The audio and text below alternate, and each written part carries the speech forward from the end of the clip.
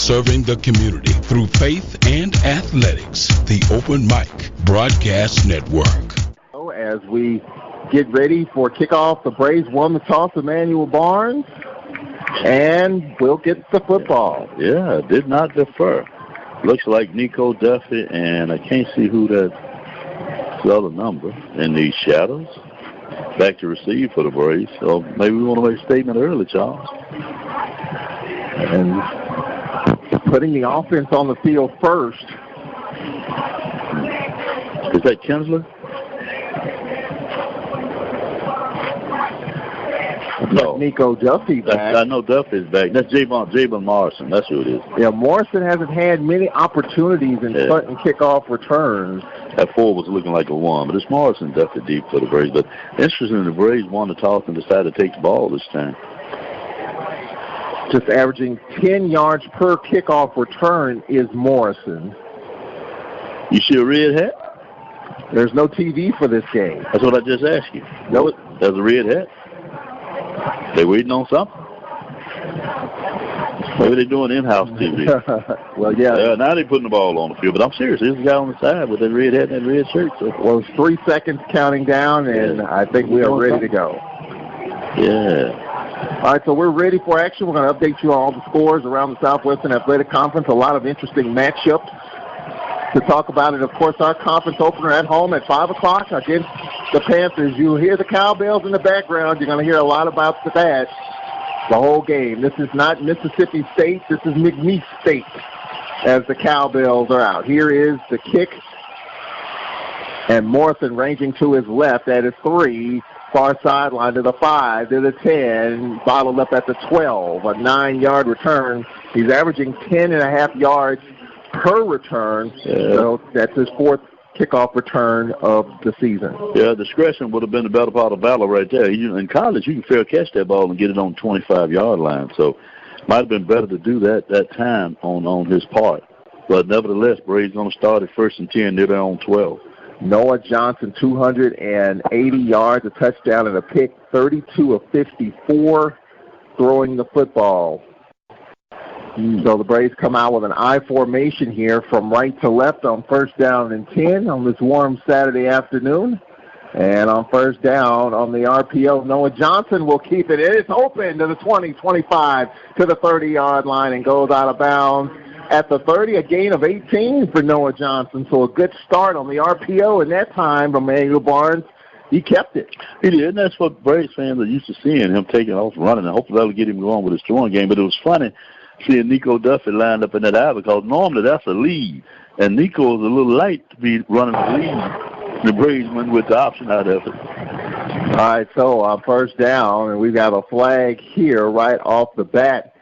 And we talked about penalties and how that was huge in the game. Yeah, false start on us, he's saying. False start against the Braves. I wish I could have gotten a number because I didn't really see anybody get set.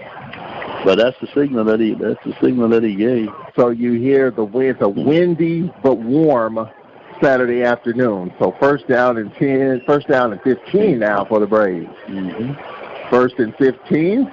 3-step drop, check down, nice one-handed catch. Waller out of the backfield and gets to the 29-yard line. He picks up 4 of those yards. That make it the 30, so back to the original line of scrimmage. He did 2nd down and 10. Did a good job of concentration, Charles. The ball was slightly behind him. He did make a pretty good little one-hand grab, made one man miss, and got the original penalty yards back. So it still puts us in a 2nd and long, but good job on his part to, first of all, concentrate and get the ball in. This drive started at their 12. 2nd and 10 from the 30. Now on 2nd down, here's Waller dancing, stood up, tripped up, and jumped for a loss of 2.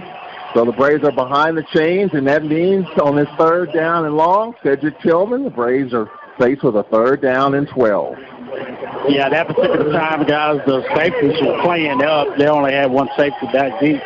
So let's see what the Braves do here. I think they wanted him just going to hit that in there. He made a little spin move out, but I think they really want him just going and hit it where they're blocking it and see what you can get. 3rd down and 12 for the Braves. Noah Johnson, play action, straight back to pass, dancing to his left, spun around, and he's sacked. All the way back to the 20-yard line. Well, this McNeese team very aggressive defensively. Noah was dancing in the pocket and was finally dropped by Carlos Scott, the linebacker, the junior from Houston. Well, the Braves started with a pretty good play with Noah getting that first down, but then the very thing that happened in the pregame that we talked about that he didn't want to happen, he got behind the chains with the penalty and going back to 1st and 15. Waller did a good job to get it back to 2nd and 10, but we just never recovered from being behind the chain. McCullough on for his 10th punt of the season, averaging 44 yards a kick, and this is going to sail out of bounds as McNeese's Siren Sutton, the junior, ranged to his right, saw that he was going to go out of bounds, and it did go out of bounds. So McNeese will get the football at the 33-yard line, their own 33, as the Braves defensively, 1st down and 10. Let's see how they handle this quarterback, Cody Ogeron, the son of LSU head coach Ed Ogeron, the junior from Mandeville, Louisiana. It's going to be interesting. I think we've got Henderson and Monroe up front, and McNeese tried to make a lot of hay between the tackles. If they run outside, it'll be a little different from what they've been doing, although they split 4 here. Go ahead. All right, 1st down from the 33 play action pass, batted away. Fumble. No, he fumbled it. A fumble? Yeah, it slipped out his hand. Braves say they have it, and yeah, it is. The referee is blowing it dead. When he took his arm back, he just dropped it. Let's see. Braves come up with the football, and they do have it. Yeah. That's Henderson who recovered that fumble. You may be right on the bat, but it looked like when he took his hand back, like he just lost control of it for whatever reason. So on the first play, Cedric Tillman, we talked about the Braves defense causing havoc. Ogeron's messed up right there, and Henderson, Johnny on the spot. I don't know if they'll look at that or not. Well, the best part about that is we came up with the football, so let's see if we can catch it in and hit you. Yeah, they want to try to take a look at it, but he lost that ball going backwards. All right, so our referee says Braves football. I'm sure they took a quick peek. So the Braves, a great opportunity here on the stretch play. Waller trying to get it inside and picked up 2 to the 30-yard line. 2nd down and 8. So a turnover on the first offensive possession for McNeese. So Deshaun Waller, 26 carries coming in, 2 touchdowns. It's been Waller and Duffy between the two of those, 46 carries between the two in the first couple of games. Waller to the right of Noah Johnson, 4 receivers, 2 left, 2 right. 2nd down and 8 for the Braves in this scoreless game just underway. Noah Johnson straight back to pass, and here's a fade, and it's behind Blair, who was open on the sideline and was thrown behind him. We got 2 people losing helmets. I don't think they just fell off on their own. But either way, you got to go on and play. Now, he's telling both of them they got to come off the field. Yep. So Felix Harper will come in for Noah Johnson. Nico Duffy will come in for Deshaun Waller. Cedric Tillman now 3rd down and long as both of those players lost their helmets, resulting in coming out for 1 play. Well, don't think that Felix Harper can't throw the football, so let's see what he do here. So they had 8 people down in the box. We'll see what they do this time. Well, they got 3 back now, back across. 3rd down and 11, trips right on the RPO. Here's Duffy getting what he can, and Nico Duffy to the 27-yard line. So it'll bring up a 44-yard field goal attempt here by McCullough. So after the turnover, the Braves 4th down and 5, and a field goal attempt here coming up for McCullough. 2 of 3 on the season. Longest made 37 yards. This will be spotted at the 34. So a 44-yard field goal attempt. If he makes it, will be his longest of the year from this near hash mark with 11:22 left in the first quarter. Let's see if the Braves can get on the board here in the early going. High snap, ball now, kick is up. It's got the distance, and it is no good. Oh, wow. He missed it. Well, you nailed them in practice, but it don't count in warm-ups, does it? 11:13 left. So McNeese will get the football, and we have a timeout on the field. So the Braves could not cash in off the turnover. Timeout. Scoreless, 11:13 left in quarter number 1. We'll take a break here from Lake Charles. We'll be right back on the Braves Sports Network.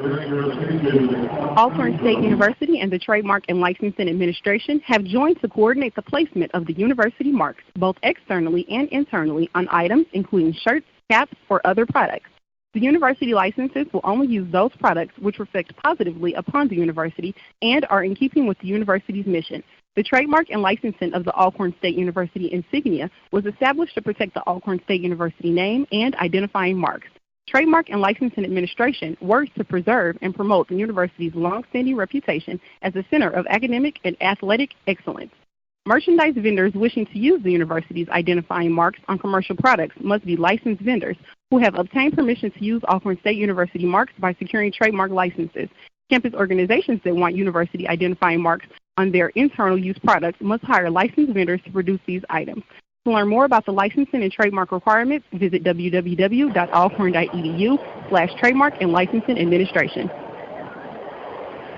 Well, Emmanuel Barnes, a heck of an opportunity for the Braves, and clearly when you're playing at this level of a team like this on the road, you're not going to get many chances, and the Braves had a heck of an opportunity right there. Oh, yeah, that was a freebie. I think Ogeron just lost the ball when he was taking his arm back to throw it, and we just didn't get a chance to advance it there, and had a good shot at the field goal opportunity, but missed it. I don't know whether it was wide or left or right, but its signal was no good, so didn't get to take advantage of a great opportunity there, but just to play your way through it. And they go to the run here on first down, a short minimal gain of 3 here on first down. Justin Pratt, his 23rd carry of the season, the 5'7" senior from Spring, Texas. Right where we thought they would be, straight up the middle. Between the tackles, I should say. Second down and 7. And here's Ogeron. He's going to be sacked all the way back to the 31-yard line on the RPO. Henderson again. He's recovered a fumble, Cedric Tillman. He blew that play up, and now it's 3rd and 10 coming up for McNeese. Yeah, he's off to a great start this season, guys, and he was fired before the game, and that's a nice play by Henderson. Henderson came in a little bit better, as they say, in better shape this year. His weight was down, and he had a great camp, and so he's been off to a pretty good start. He had a good game at USM, had a great game last week. 3rd and 10 play action for Ogeron. Square out, caught. Short of the first down by a yard. Davion Curtis with his 3rd reception of the season, but it'll bring up 4th down and a yard. They're at their 36-yard line. They need to get to the 37, and head coach Sterling Gilbert will say, let's punt it away here. And coming on is Bailey Rayborn, the junior from Lafayette, his 15th punt of the year, and Morrison back for the Braves.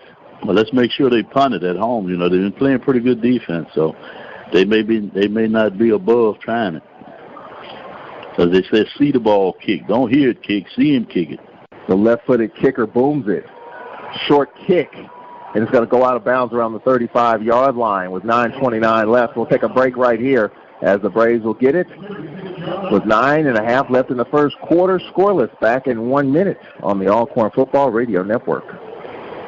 The Old Country Store, located Highway 61 in Lorman, Mississippi, where you'll find the best soul food around. They're open daily, 10 a.m. to 4 p.m. People come from all over to try Mr. D's famous fried chicken, good, and to hear him sing the Grandmama song.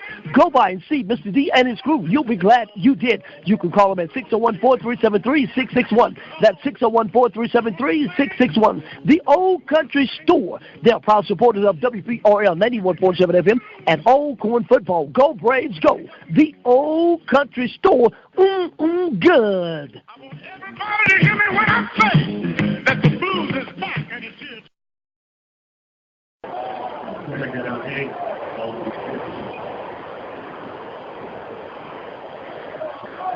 Nico Duffy, a 2-yard gain, student body right, and slipped on his cut, picked up 2, could have picked up a lot more, 2nd and 8. They had that block well, Charles. He had a nice little lane to cut into, but he lost his footing. You can see those little pellets coming up.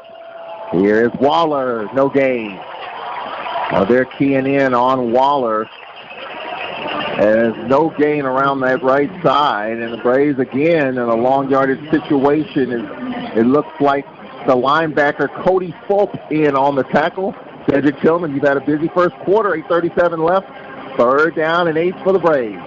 Yeah, they're just doing a great job of mixing it up on defense now. Now they're playing back on this one.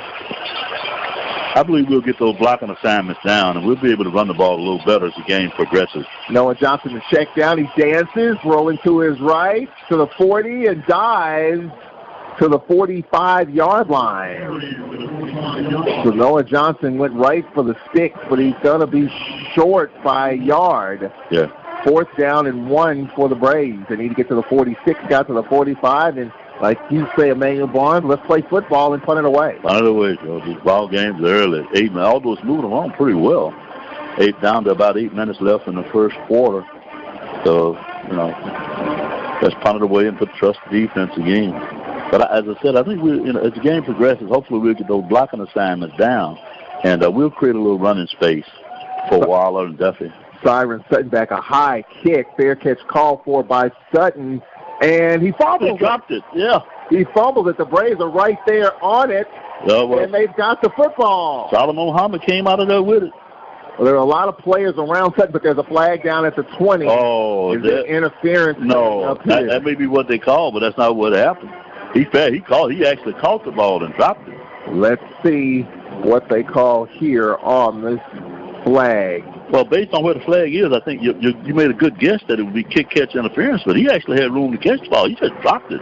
The ball went forward off his chest. He let it hit his breastplate.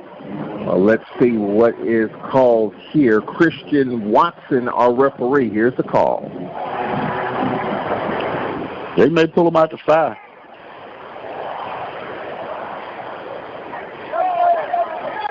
It's got to be interference. Oh, my goodness. And Fred McNair's not happy about it. He should not. He should be unhappy. I don't think the ref mic is working. He had plenty of room to catch that ball. He just dropped it. So we have a timeout here. It appears as though mark it off. That is terrible. Fred McNair wants an explanation. And Cedric Tillman, that's a tough call right there for the Braves. Well, he did make contact, but it was way before the ball got there. But he called the fumble first before he threw the flag. So that's why I didn't understand. He definitely dropped the football. It wasn't that he ran into him, but he did make contact. But he still had time enough to catch the football. I'm confused by what you mean by that. Well, he didn't run over it. He didn't really interfere with him. He just ran past him. That's what I'm saying. Yeah, he ran past him. He didn't interfere with that. Right. Well, Fred McNair's going to get to the explanation, and nonetheless, I believe... Oh, he's burning daylight. They're not going to change that. No. So McNeese will have the football at the 35-yard line with 7:39 left, and the ref's mic is not working. So we'll take a break right here with 7:39 left in the first quarter. McNeese will have the ball at the 35 in this scoreless game. Back in a minute. You're listening live to Braves Football. Jack's store, located here on the campus of Alcorn State University, where you'll find a full line of convenience and grocery store products. And while you're at Jack's, if you need a fill-up, Jack's has you covered. Jack's is open 7 days a week, 7 a.m. until. Go by and see little Jack, my friend, who's walking in the footsteps of his father, the late Big Jack, and giving you the best service he has to offer. So stop by Jack's. When you go by, tell them that you heard it on WPRL 91.7 FM. That's Jack's store, located here on the campus of Alcorn State University. Jack's is a proud supporter of WPRL 91.7 FM and ASU Braves football. Go Braves, go!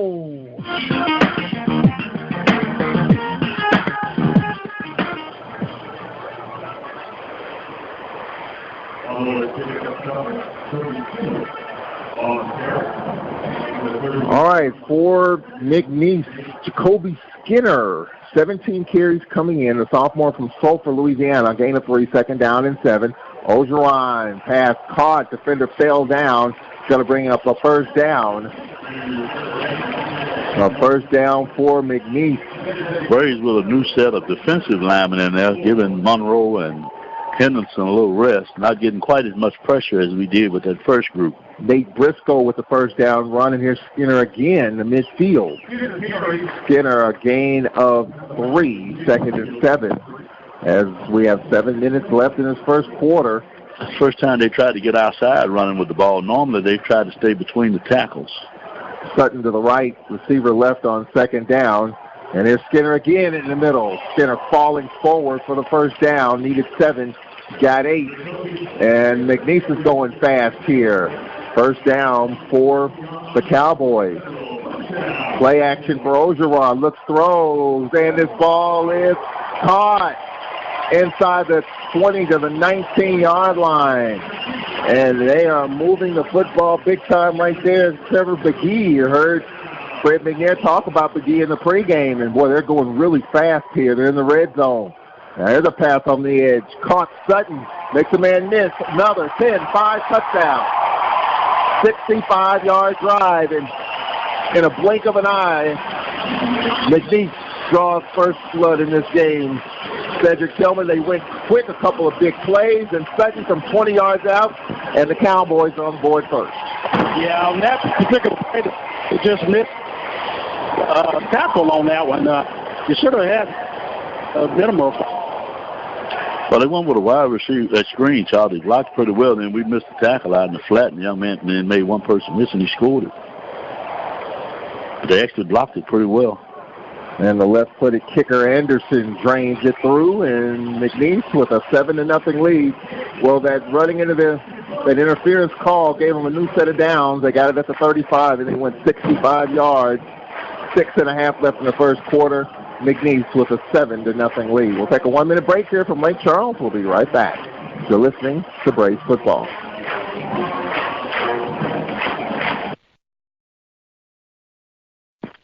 Braves, work, sports, bikinis. 18-year-old guys have a lot on their minds. Accidentally breaking the law probably isn't one of them. Yet that's exactly what young men will be doing if they fail to register with Selective Service. So if you know a guy turning 18, do him a favor. Remind him. Fortunately, it'll only take him a few minutes because that's all it takes to register at sss.gov. Then he can get back to his distractions. Homework. sss.gov. Register. It's the law. Hi, this is Adam Rodriguez. Did you know that today 1 out of every 4 American kids is Hispanic? That means many of the future doctors, engineers, scientists, and entrepreneurs of our country could be your kids. We all know how hard it is for you to send them to college. This is why we want you to know you are not alone. Many support you, and the Hispanic Scholarship Fund helps you prepare, plan, and pay for your kids' college education. Learn more at hsf.com. The Braves are down 7-0, and Emmanuel Barnes' new set of downs on that interference call on the fair catch, and that gave McNeese new life, and they went quick. A couple of big plays and a touchdown catch by Tyron Sutton, Junior from New Orleans. I guess the Braves resting a couple of people up front, new corners. They had 3 or 4 new people in. They moved the ball pretty well against them. When they got down the field, we tried to make quick substitutions, but they had a little momentum going, and they were able to go ahead and score. And they actually, as I said, they did a good job blocking on that little, some people said wide receiver screen, bubble screen. They called it different things. But this little screen out in the flat, they blocked it. He made one man miss, and they scored it. 6:27 left in this first quarter. And Cedric Tillman, we're going to check in with you down on the field here. What adjustments do you think on that no huddle? They went fast, about as fast as we've seen the team really adjust the football. Yeah, Braves tried to adjust some players in and out on that series, but just didn't help much. They went fast and just caught us off guard that time, guys. All right, and as Fred McNair talked about, a number of players out. Darius Anderson not playing in this game. And I got the impression this week that if it was 50-50, if it was iffy with SWAC play starting next week, rest him. And Darius Anderson, one of the guys out, and this ball behind Morrison and out of the back of the end zone. With 6:27 left here in this first quarter, Manuel Barnes, well, we were able to get some things done offensively. And I think in a game like this, you're playing on the road, out of conference, you've got to counter here. You got to find a way to get down the field, got to find a way to get some points here in the early going. Yeah, but you don't want to get outside of what you're able to do, Charles. This is like 6:27 left in the first quarter. You're only down 7, so you don't want to get to rushing and make mistakes and you go down further. You're still in the ball game, so I think you still have time to stay with your offense. Get it going, move the ball down the field. All right, the Braves start at their 25-yard line. Noah Johnson, 3-step drop, check down, caught. And that's Pringle with the catch, a gain of 5. It's a good sure-handed catch in traffic. Got a pretty good throw by Noah that time. He got that one out on time and on target. Pringle is 3rd reception of the year. A redshirt junior from Gaucher. Mississippi. Second down and 5 with 6 to play in the first quarter. 7-0. McNeese with the lead. Waller shifts now to the right of Noah Johnson on the read. Here is Waller again, trying to bounce it to the outside and drag down at the 34-yard line. Will bring a third down and a yard with 5:50 left here in quarter number 1. 7-0. The Cowboys with the lead. Looks a little bit more like Waller. That time he just made a little footwork cut and made a man miss him in the hole, but he kept going forward. He didn't turn his back to him. Need to pick up this yard. 3rd and a yard from the 34. They need to get to the 35 to move the chain. Noah Johnson, he can run it. Waller to his left. And Noah Waller with the keeper and picks up the first down. Faked me out because I thought Noah was going left. Waller right. First down, Braves. Fooled the defense, too. And a good read on Noah's part that time to give it to Waller. You only need that 1 yard. They had to block well over there, so let him have it. Pick up the yard and get move the change, get a new set of downs. At the 39-yard line with 5:08 left in the first quarter. 7-0 McNeese. Here's Waller again dancing. Squeezes beyond the 40 to the 41, a 2-yard pickup. Second down and 8. Scores around the league. Halftime, Kennesaw State 28, Bama State nothing. UAPB over Langston set 6-0 halfway through the first quarter.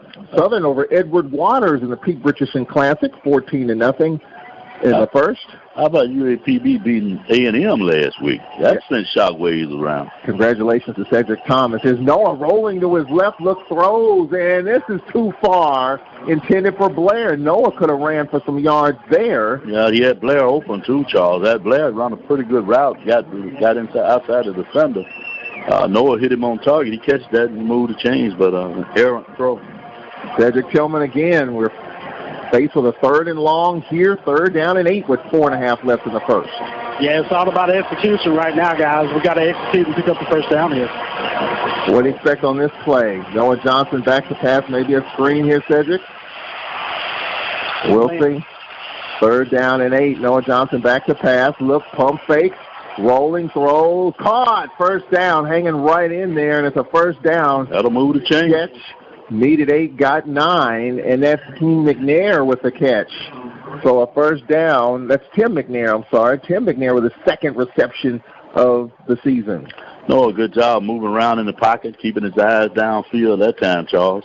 And good completion again to move the chains out of a first 3rd and long, I think we picked up. Tim McNair Jr. with the 9-yard pickup. First down at midfield with 4:08 left in the first. Braves going into the wind here, 7-0 McNeese. Braves in the white. We have movement and flags all over the place. Well, it looked like only one man knew the play, Charles, knew the snap count. Offense. Number 75. 5-yard penalty. Still.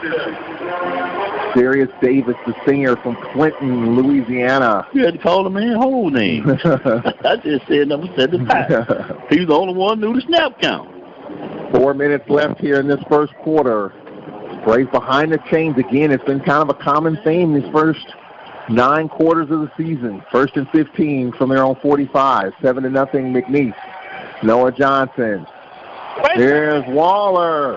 Waller with a big hole. Waller got those negative yards back and 5 more. So 2nd and 5 coming up. See, his head still in his helmet because they could pull the face mask off of it, wrung his neck. But, be that as it may, puts us in 2nd and short. They mark them at the 43-yard line.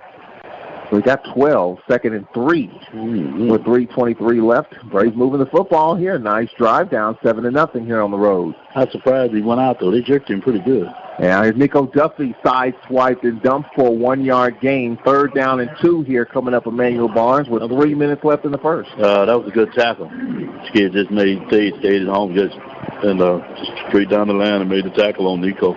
Nico never saw him coming. Put us in 3rd and short. Nigel Wood, a tight end, off to the left. Blair wide left. Near wide right. 3rd down and a couple. Stick with it. For the Braves. Now Noah addresses his center.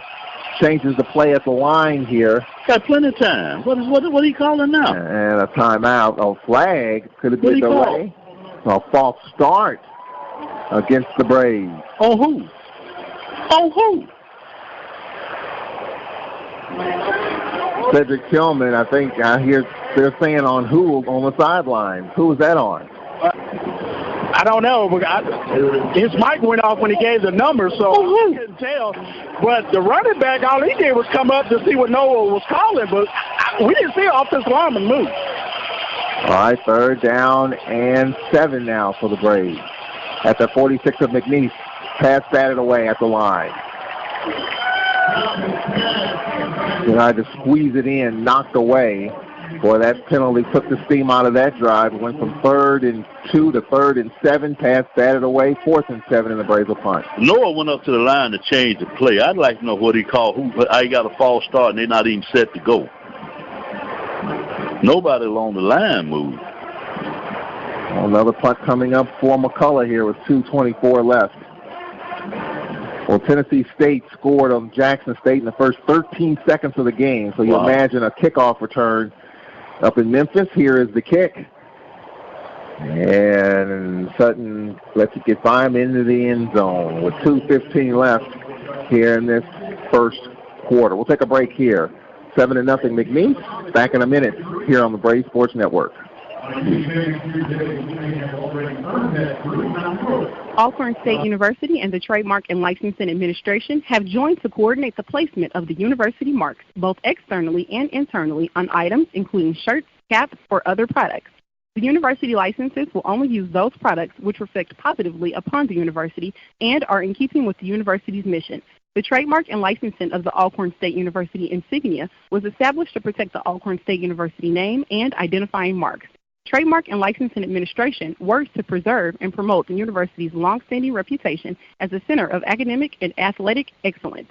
Merchandise vendors wishing to use the university's identifying marks on commercial products must be licensed vendors who have obtained permission to use Alcorn State University marks by securing trademark licenses. Campus organizations that want university identifying marks on their internal use products must hire licensed vendors to produce these items. To learn more about the licensing and trademark requirements, visit www.alcorn.edu. A pick up on 2nd down and 9, and they go back to the run, a slip tackle, and down the sideline to the 32-yard line. It's Jacoby Skinner down the sideline, a gain of 12 to the 32-yard line and a first down. Oh, we just missed the tackle, Charles. We had that stuff. A minute and a half left in the first quarter. 7-0 McNeese on first down. And here's a pitch and bouncing it to the outside. Boy, they are using Skinner. 17 carries going into this game. He has about a half dozen carries so far in this first quarter. Minute 20 left in it. 7-0 McNeese. A gain of 5, 2nd and 5. Boy, they're really going in this NASCAR set. Maybe they've decided that they can't make any hay inside, so they're going outside, which is a little different from what they've been doing. A little quick hitter caught down the sideline and a good open field tackle. Drayton Hudson, and a nice open field tackle there by Juwan Taylor. That's that receiver screen, but we played it better that time, stuffed it and tackled it. 3rd down and 3. On 3rd down here, Skinner stood up, and he got about a half a yard. The 4th down and a couple coming up here for the Braves. Good job of showing discipline. Braves staying in their lanes, in their gaps, I should say, and stuffed that one. Damian Anderson and Argue leading the way. This will be the final play of the quarter. They don't have to. Well, play clock and game clock about even. They might have to get this one off. Yeah, let's go on and kick it, Jones. Braves been able to move the ball somewhat. McNeese scored on their second drive, and they got the second drive started because of interference on a punt return. And to make sure they punt it, though. See that? Oh, now you're going to rugby it. Yeah, Rayburn on, and Morrison lets it by him a sideways roll and down around the 16 as the time expires here in this first quarter. 7-0. The Braves will have the football inside their 20 when we come back in the second quarter, coming your way after this 60-second timeout on the Braves Sports Network. One day, I'll teach chemistry to kids. I'm going to be an architect. My dream is to be a chef. At the U.S. Department of Education's Office of Federal Student Aid, we provide more than $150 billion each year in grants, loans, and work-study funds, making higher education possible for anyone at any stage of life. I can go back to college. I can change careers. I can make a difference. Federal Student Aid, proud sponsor of the American Mind. Learn more about money for college at studentaid.gov. It's important to plan ahead for emergencies, like the storm. When it kicked in, we were separated. We were all scrambling and had no idea how to find each other. The whole experience was the most frightening 10 hours of my life. If there's one piece of advice I offer other moms out there, it's to stay calm. Don't ignore this message. Charles, Louisiana.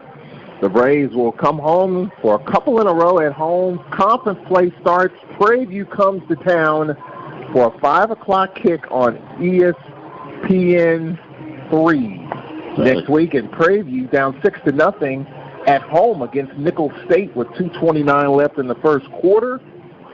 North Alabama over Alabama A&M 6-0 early. Jackson State with a touchdown, 8:54 left in the first, 7-7 up in Memphis. Okay. And Texas Southern and Louisiana, that game just getting underway. Kennesaw State with a touchdown in the third quarter, 35-0 over Alabama State. That's a tough challenge for Alabama State. I thought Alabama State had the toughest start schedule-wise of any team in the conference. And they had a chance to win that game against UAB. At the end, the defense got the ball back, and the offense couldn't do anything with it. Should have been a 32-minute first quarter, Charles, so we plugging along. But, yeah, and after that, they kind of went downhill. But here you go. We back in that I formation, Charles, ready to go. Right here's Noah Johnson will keep it left side, turns it upfield to the 20, 25. Noah Johnson dragged down. And a first down run outside the 25 to the 28-yard line. So a first down for the Braves. Noah Johnson, nice job as Burris with the tackle. I couldn't see the number, but he got a very good block to help spring him around the corner. And needed 10 and got 10. So good start to the second quarter. The Braves were outgained 93-69. 4 penalties for the Braves in the first quarter. 7-0. Oh, we have a fumble. And McNeese has it. That's Turner. Trey Turner. Ball slipped right through his hands. Never got the ball. And a turnover for the Braves here. Well, we've seen Waller, now Trey Turner. Cedric Tillman, and an unfortunate turnover for the Braves right there deep in their territory. Yeah, I think Noah was trying to pull that one. I really couldn't tell, but the ball just laid on the ground that time. And it's something you don't want. We had a little bit of momentum, Cedric, and it just kind of disappeared. You just can't have the penalties and the turnover definitely have hurt in the first half. All right. So 1st and 10 from the 25 now. You got to hold them to a field goal here, Charles, and that's a victory because they're already in range. The young man has a good leg. Play action. Here's a screen. Caught 25-20.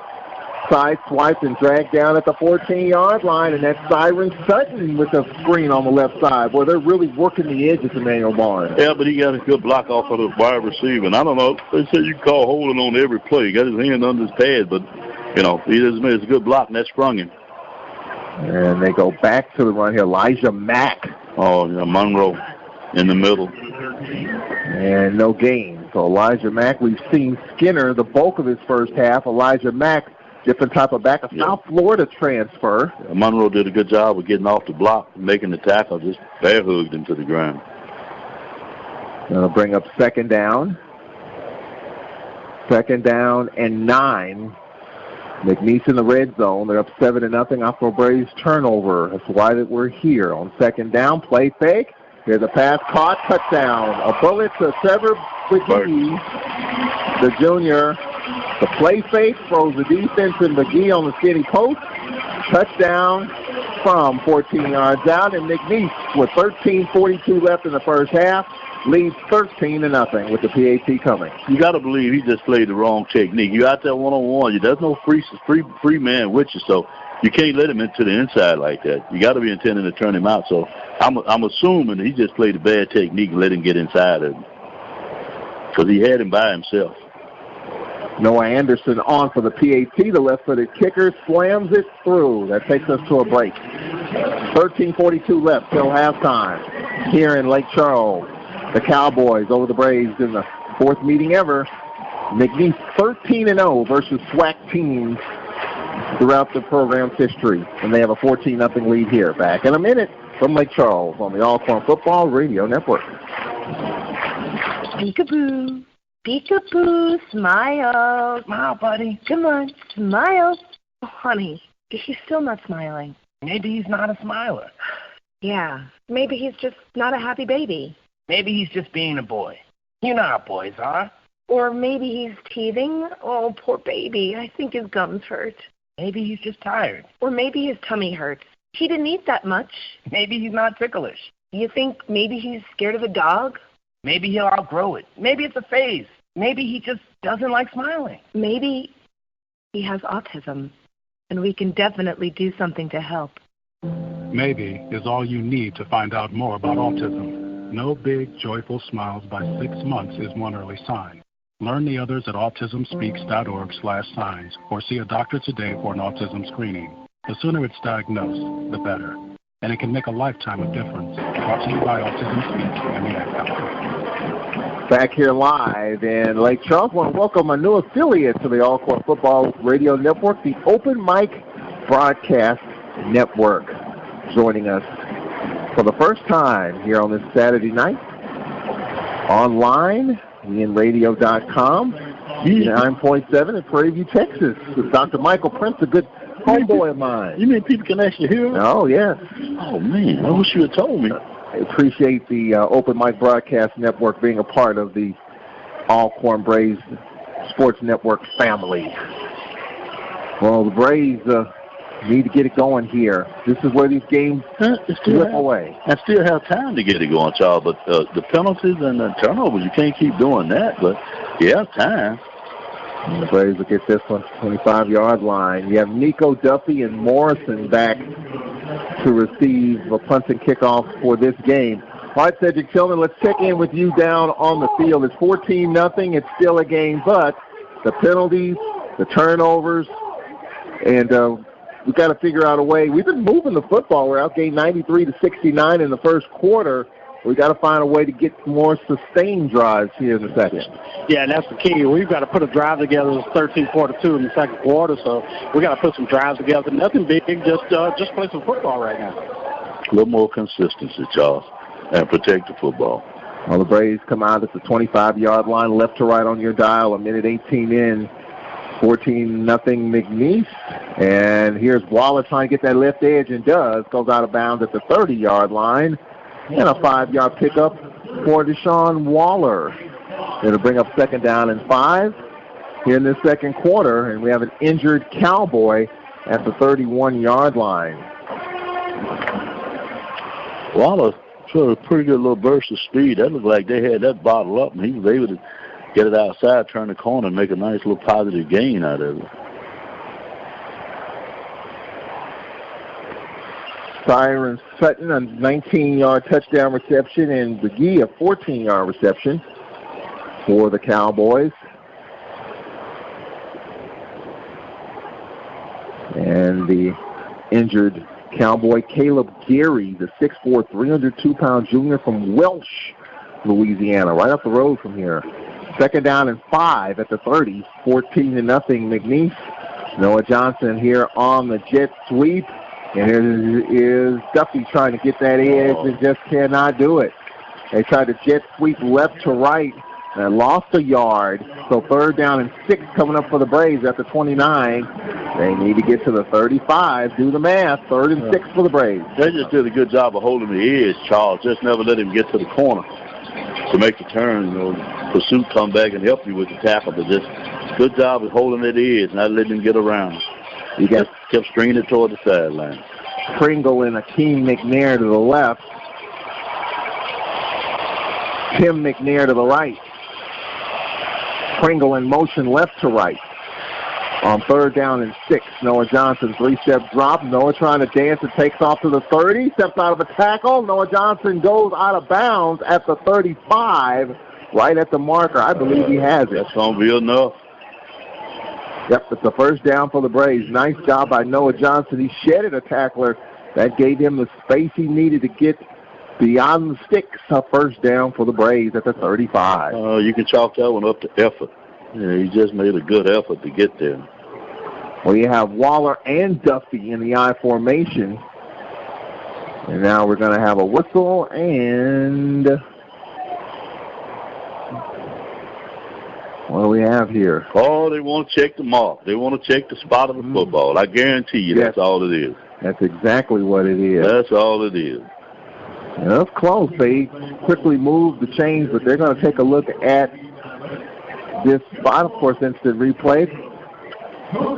McNeese, a part of the Southland Conference, FCS Conference, teams that we played in the past, Emmanuel Barnes, of course, McNeese, Sam Houston State, Stephen F. Austin, Nicholls State, of course, Nicholls State playing at Prairie View tonight. So pretty good FCS conference, pretty good competition, and a lot of people, including myself, feel like this is a good barometer, final non-conference game of the year for the Braves. Oh, yeah, it is, and good measuring stick for us. So I agree with you on that. I still think, 14-0, and obviously the penalty and, the turnover mistakes, but still have time to get back in the ball game and win the game. 12:31 left in the second quarter. We got to develop a little more consistency on offense. They played fairly well on defense. They've been behind the 8 ball with that short field. Well, Cedric Tillman, let's check in with you down on the field. They're checking this spot.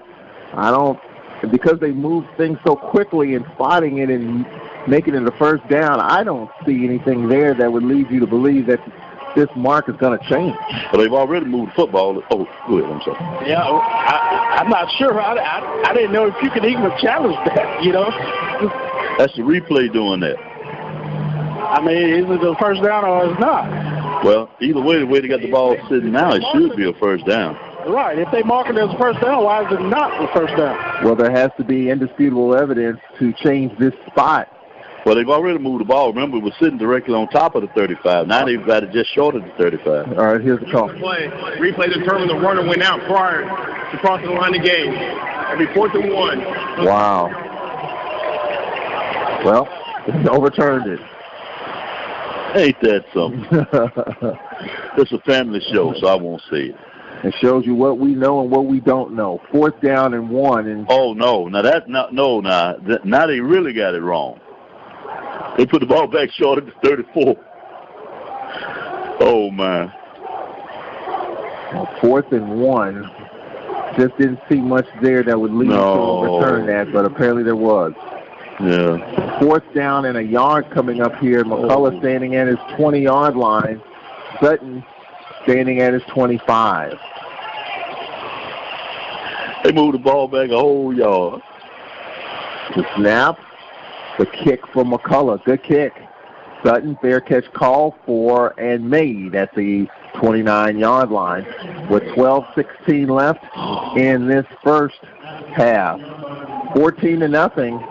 One of the Braves, just a couple of tough breaks. That call overturned when it looked like the Braves had the first down. Then you had the interference call on the catch, on the punt, that extended McNeese's drive that allowed them to score their first touchdown. Braves with a turnover.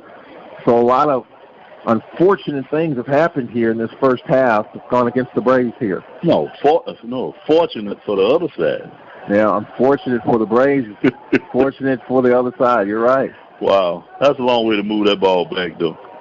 Ogeron, play action, pass on the edge, and this is catch, a short pickup on first down. With the catch was Dion Cormier, the sophomore from Humboldt, Texas. 2nd down and 9, a 1-yard pickup, 2nd and 9 for the Cowboys. Braves are down 14-0 with 11:53 left here in this first half. Ogeron out of the shotgun. Ogeron play action. And this pass high caught. Progress to the 35-yard line. Look at the 34. Well, replay going to look at that one. Well, 3rd down and 5 coming up here. As we mark it at the 34, need to get to the 39. So 3rd and 5 coming up here for Ogeron and the Cowboys. Empty set here. You got to watch Ogeron as they spread the Braves out. 2 receivers left and right. 3rd and 5 from the 34. 14-0 McNeese. Ogeron, 3-step drop, check down, caught. Trying to turn it upfield, and it's going to be short of the first down. There's a flag out at the end. McGee Could this be a face mask here? It was thrown right where McGee caught it. I'd like to see that one. Could it be a face mask here? Let's get the call. Nothing else it could be. Personal foul. Number 49. Solomon Muhammad with the call. Ref Mike broke up, but it was against Solomon Muhammad, a personal foul, face mask, 15 yards, Cedric Tillman, and that's unfortunate because McGee was stopped short of the first down. Yeah, it's just one of those things that, you know, if you get caught, they're going to throw the flag. You know, the sideline was screaming that Waller had his face mask a series ago, but they didn't call it. So. No, they pulled his helmet over his head. Yeah. You saw it. Timeout taken by the Braves. 11 minutes left. We'll take it with them. 14-0, McNeese. They have the football at the Braves 47. Back in a minute on the Alcorn Football Radio Network. Alcorn State University and the Trademark and Licensing Administration have joined to coordinate the placement of the university marks, both externally and internally, on items including shirts, caps, or other products. The university licenses will only use those products which reflect positively upon the university and are in keeping with the university's mission. The trademark and licensing of the Alcorn State University insignia was established to protect the Alcorn State University name and identifying marks. Trademark and Licensing Administration works to preserve and promote the university's longstanding reputation as a center of academic and athletic excellence. Merchandise vendors wishing to use the university's identifying marks on commercial products must be licensed vendors who have obtained permission to use Alcorn State University marks by securing trademark licenses. Campus organizations that want university identifying marks on their internal use products must hire licensed vendors to produce these items. To learn more about the licensing and trademark requirements, visit www.alcorn.edu/trademark and licensing. Ogeron got good pressure from the Braves, Theron Bonds, and he underthrew his intended target moments ago. 2nd and 10 with 10:56 left in the second quarter. 14-0, McNeese with the lead. On second down, Ogeron out of the shotgun, and they run it straight up the middle here on second down. And Crack with the carry, the senior from Spring, Texas. They mark him at the 47-yard line. So third down and about 6 here, Cedric Tillman coming up. It'll be nice to get off the field, wouldn't it? Yeah, it sure would. Let's watch for this wide receiver screen here. They seem to be going through it a lot. Yeah, they're working the edges. They have 3 receivers to Cedric Tillman's side, to the far side of the field, 2 to the right, 5 receivers. You don't see that often. On third down, Ogeron pump. Look, throw, caught in the seam. 30 missed tackle and a shoestring tackle. And that, again, is McGee. He's had a big gain to the 21-yard line. We looked like we were a little undecided on where we should be when they got ready to start because Solomon was still moving, and he looked over on the call, and they threw the ball right in behind him. Umpire holds up Ogeron as they substitute. That gives the Braves an opportunity to substitute. And now Solomon Muhammad will check out of the lineup here. First down for McNeese. Close to the red zone at the 21. 14-0 Cowboys. Pass thrown, and it's going to be caught on the bounce. On the bounce, Briscoe was in motion. It was deflected, and behind the line. That was a live ball, and Briscoe on the hop. Briscoe brought down, but a loss of 4 back to the 25. Well, I thought it was a lateral. So it'll bring up second down and long, 2nd and 14 with 9:40 left till halftime. McNeese State with a 14-0 lead. Second down and 14, and now we have a whistle, and what do we have here? 2nd and 14 from the 25-yard line. The head lineman and the line judge talking. Whatever the discussion was, it's over with. They gave him a new 25 seconds. I know that. Braves won the toss, took the football, so McNeese will get the ball to begin the second half. 14-0 Cowboys in the 4th meeting ever. On second down on the RPO, and getting to the second level, Justin Pratt got the negative yards back and a couple more. Well, Cedric Tillman, back to you. 3rd down and 8 coming up for McNeese. doing a good job of mixing it. That went back to on third down. And 8, and this pass incomplete. Pass intended for Sutton. That was tipped by the linebacker. Bring up fourth down. It was tipped on its way to Sutton out of bounds. So fourth down coming up. Emmanuel Barnes holding the 3 here. That's a victory of sorts for the Braves. Oh, I agree with that. But I was just thinking that still with 8:57, you still got time to get something going in the first half. You mentioned that we won't get the ball open in the second half, but we still got time to right to see if we get something going positive for the offense here in the first half. 37-yard field goal by the left-footed kicker Anderson. Kick is up, and the kick is good. 17-0. Braves trail, 8:52 left till halftime. That sends us to a timeout.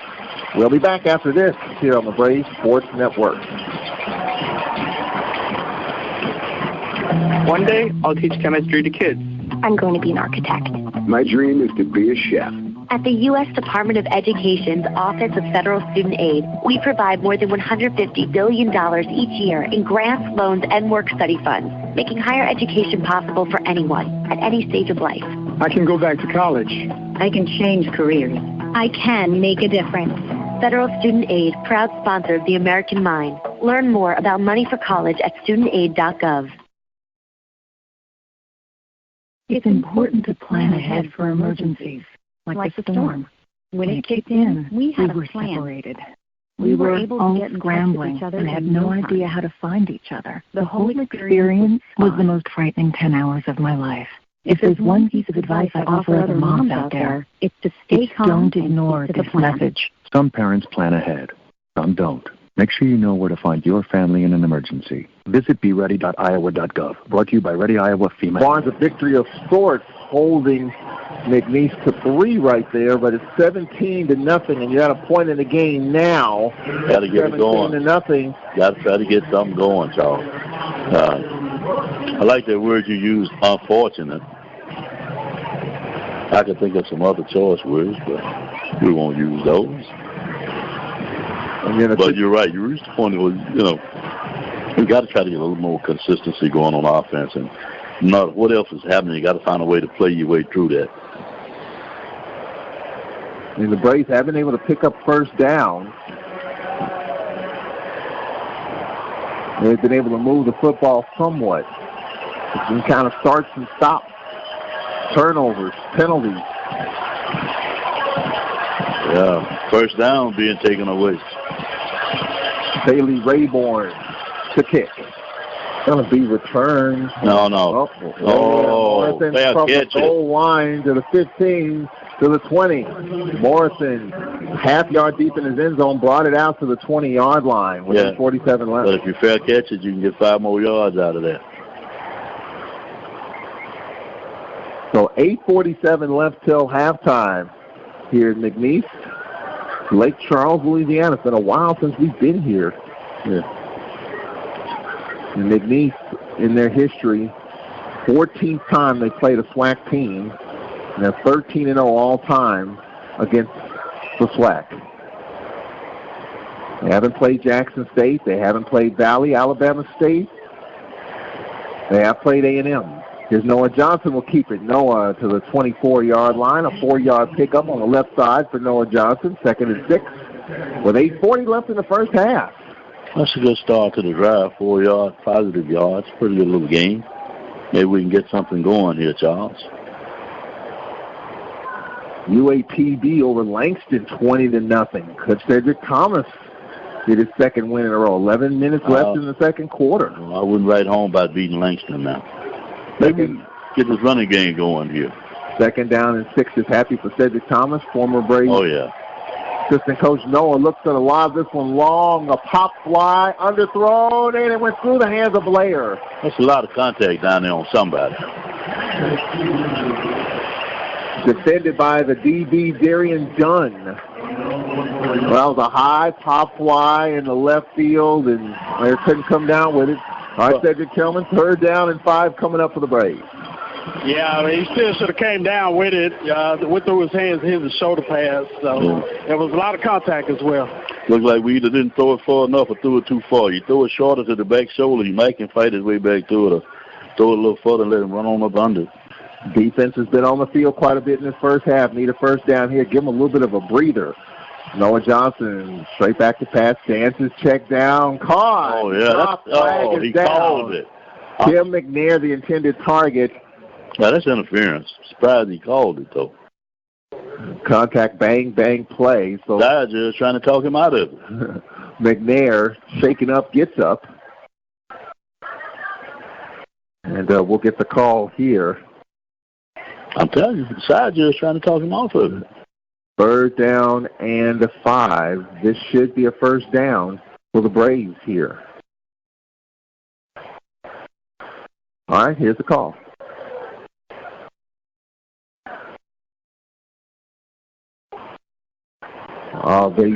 You are exactly right. I told you he was coming up there trying to talk him off of it. And Fred McNeese come on, man. And he throws his play card. They need to quit.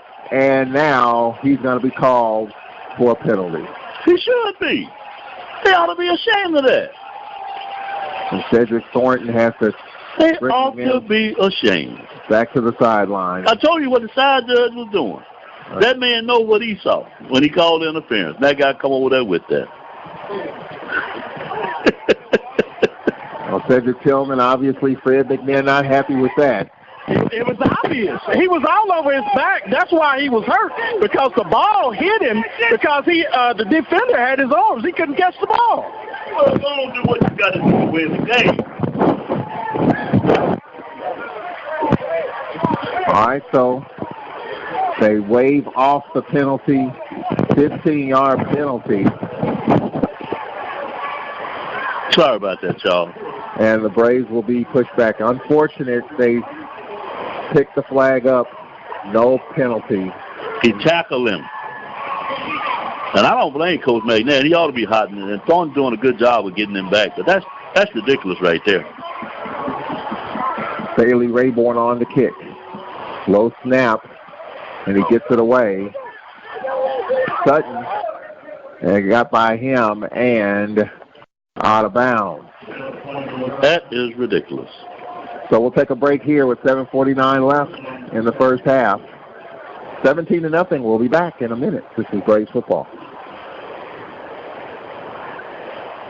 The Old Country Store, located Highway 61 in Lorman, Mississippi, where you'll find the best soul food around. They're open daily, 10 a.m. to 4 p.m. People come from all over to try Mr. D's famous fried chicken. Good. And to hear him sing the Grandmama song. Go by and see Mr. D and his crew. You'll be glad you did. You can call them at 601-4373-661. That's 601-4373-661. The Old Country Store. They're proud supporters of WPRL 91.7 FM and Alcorn football. Go Braves, go. The Old Country Store. Good. Everybody hear me when I say that the blues is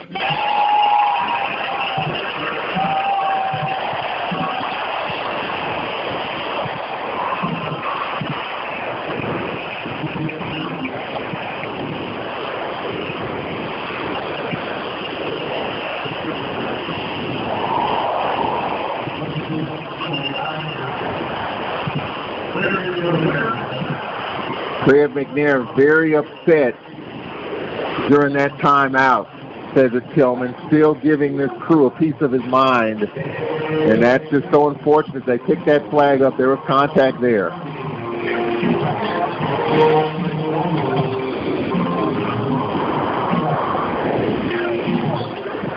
So the Braves in this game find themselves down 17-0 here in this second quarter.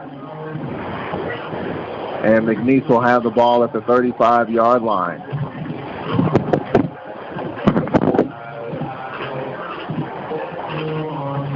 First down and 10 for McNeese and Ogeron. And just a delayed draw, and this is wide open. 50, 45, 40 to the 30, inside the 20, down to the 15-yard line.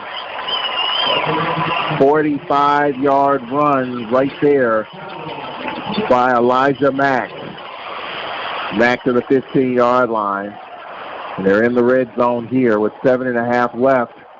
And still in the NASCAR set. Ogeron out of the shotgun. Braves are down 17-0 halfway through this second quarter. And on the delayed run here on first down, Skinner. Skinner to the 11. So a pickup of about 5. Second down and 5 coming up here with 7:08 left in this first half. 17-0. On second down, again, Skinner dumped at the 10. A 1-yard pickup. So third down and 5 coming up. Emmanuel Barnes right here. Braves a little better job on the inside that time. I couldn't tell her. That may be Henderson and maybe Bond in there. But a little better job of showing it up on the inside, forcing it into 3rd and 5. 3rd and 5 from the 10. They need to get to the 5. 17-0, 6.5 left in this first half. It'd be nice to get off the field here. Skinner to the right of Ogeron. Play action. He'll keep it to the 10. Brought down at the 5. Close to the first down. I believe he's going to be short. Well, they may review it and change the spot. 4th down. Yep, it's showing 4th, so it's 4th down and short. Ogeron. Skinner did not get there. He didn't get there. No gain. He lost a yard on the play. So a good job by the Braves defense right there with 5:58 left here in this second quarter. Nice job, Cedric Tillman, the Braves defense getting off the field. Yeah, Solomon Muhammad is one that slowed that down. He ran through the line, and the running back had changed directions. By that time, the pursuit got there, and they stopped that play dead in its tracks. But wait on replay. I think that's huge. I think that's huge, Cedric Tillman, despite everything that's happened, overturned calls and all, for the defense to rise up right there, Cedric. I think the sideline has to feel pretty good. Now the offense, let's see if they can respond. Yeah, let's see what we can do here. 5 minutes left. We can at least try to put something together for halftime. Saying it's huge is an understatement, Charles. You're exactly right in terms of getting themselves off the field. And it may be a pivotal play in the game. You never can tell, but you're right. That was huge. But be careful here because you're inside the 10. That's your 7-yard line. The Braves scan here. 15 on the play clock. 5:58 left in this first half. Noah Johnson steps back in to the shotgun. Got plenty of time. 5 on the play clock. And now the pass on the edge, and this is a nice catch. Blair sheds a tackler, turns it upfield to the 18. That's another missed face mask. And a first down for Chris Blair. And, boy, he did a terrific job of shedding off the end landings. And a first down at the 19. Good effort on his part. 5:40 left here in this first half. Waller in the backfield.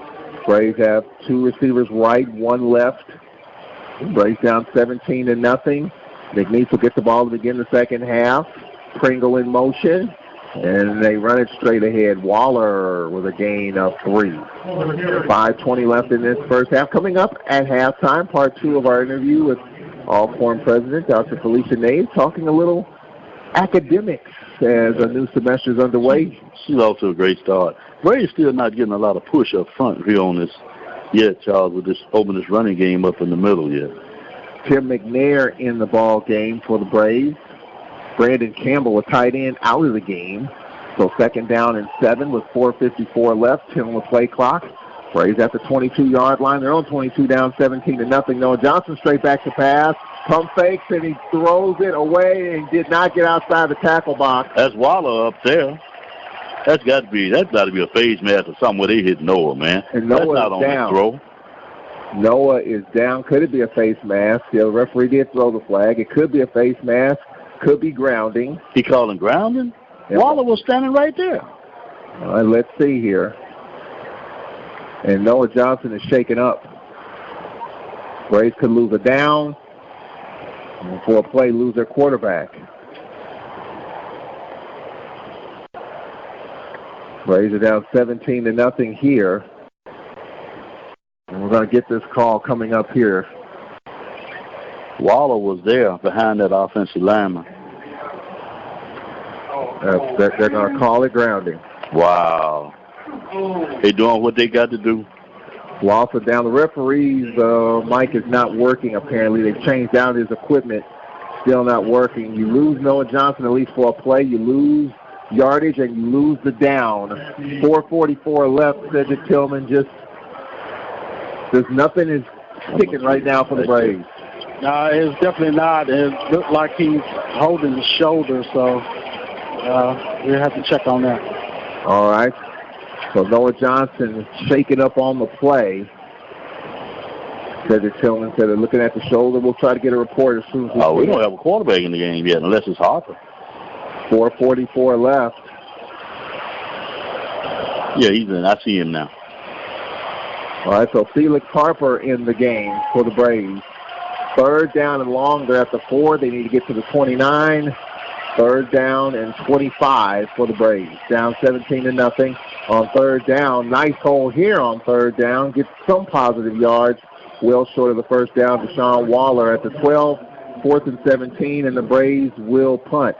So now the storyline, the status of Noah Johnson, who was shaken up on the play. Felix Harper came in for a play. Waller punched it out to the 12, 4th and 17 with 4:20 and counting left till halftime. The Braves are down 17-0, and let's hope not down a quarterback here. Another punt coming up for McCullough, 3 yards deep in his end zone. Sutton back at his 45.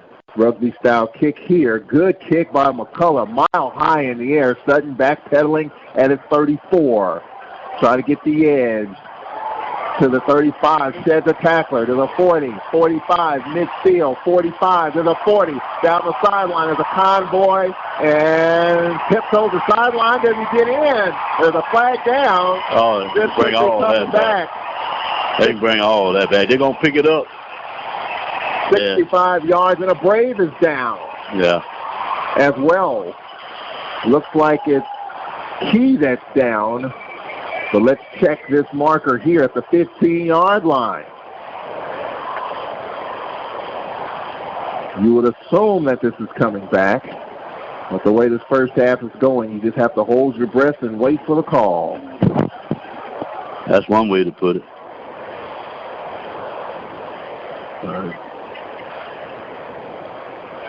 It's a hold against McNeese. So a hold from the spot, which is around the 15-yard line, the spot of the hold, 10-yard penalty, and they'll have it at the 26 of Alcorn. 3:42 left in the first half. 17-0. Noah Johnson. He may be done for this one, Charles. He may be done for this one. Went down on the previous offensive play. Cedric Tillman reported it, looking at his shoulder. So we'll try to get an update here in a few moments.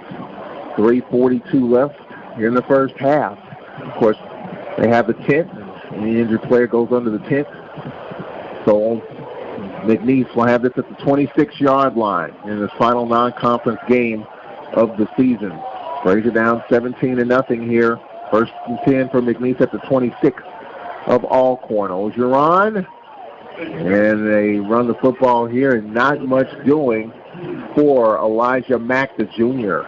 Trying to see who that was there first for the Braves, but good penetration. He's getting off the block, getting the playing on the other side of the line of scrimmage and making the stop. 2nd down and 12, play action for Ogeron. Here's a fade, and this ball is incomplete.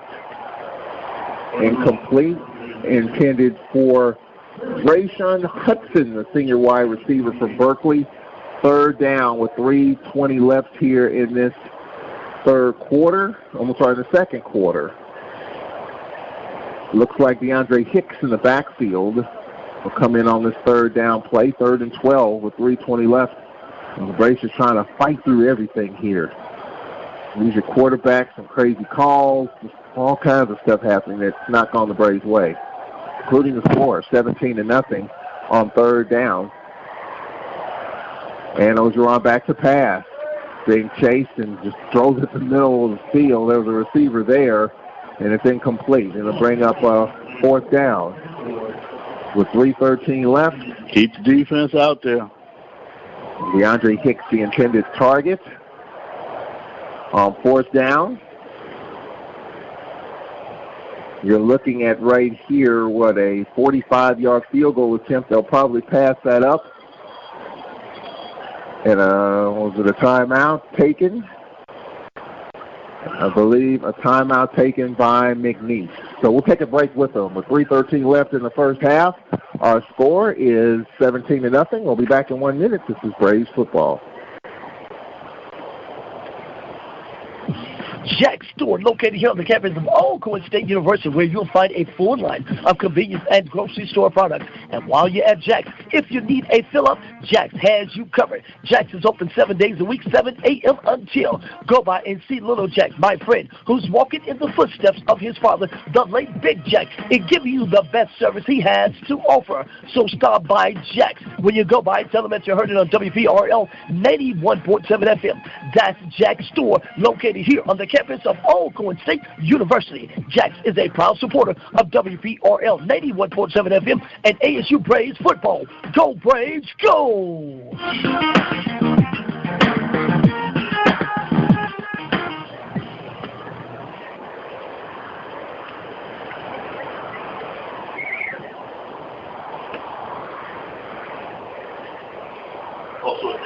All right, so what we're looking at here, a 46-yard field goal by Anderson, the left-footed kicker, far hash mark, snap back, ball down, kick is up, and the kick is no good.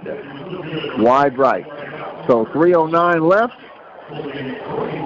Our scores remain 17-0. Good stand by the Braves, y'all. They got themselves off the field on 4th down. Earlier fans remember, and then to come up here and hold them out of there, and they come up short on their field goal after that long run. Pretty good job by the Braves. Go in 17-0, can regroup, make a game out of it. Still got 3:09. Mike can get a little something going here. Harper's like he's going to carry it the rest of the way. And we'll check in with Cedric Tillman in a moment, see if we can get an update on Noah Johnson. Waller to the right of Felix Harper. Felix did not play last week, one of the many DNPs. On 1st down, here's Waller left side. Waller setting a tackler down the sideline, and he goes out of bounds at the 35-yard line. A 7-yard pickup. All right, Cedric Tillman, any news on Noah Johnson? I think Noah went straight to the locker room, guys, because he's not on the sideline. All right, we'll try to check with Fred McNair at halftime. We have 3 minutes left till we get there. McNeese will get the ball to begin the second half. Let's see if the Braves can get some late points here. It's down 17-0 here in the second quarter. Noah Johnson out, Felix Harper in. Here's Waller, sheds a tackle, cuts it back up the middle, and he picks up a 1st down. Needed 3, got 4. 2:43 left. Of course, SWAC play starts next week. Noah Johnson injured in the locker room. 35-7, Kennesaw State over Bama State as we update the scoreboard. 27-6, UAPB over Langston. Felix Harper, the lefty, flushed out to his left. Harper will take off midfield and goes out of bounds. So Felix Harper picking up the 1st down. Nothing down the field. Nice speed there, Cedric Tillman.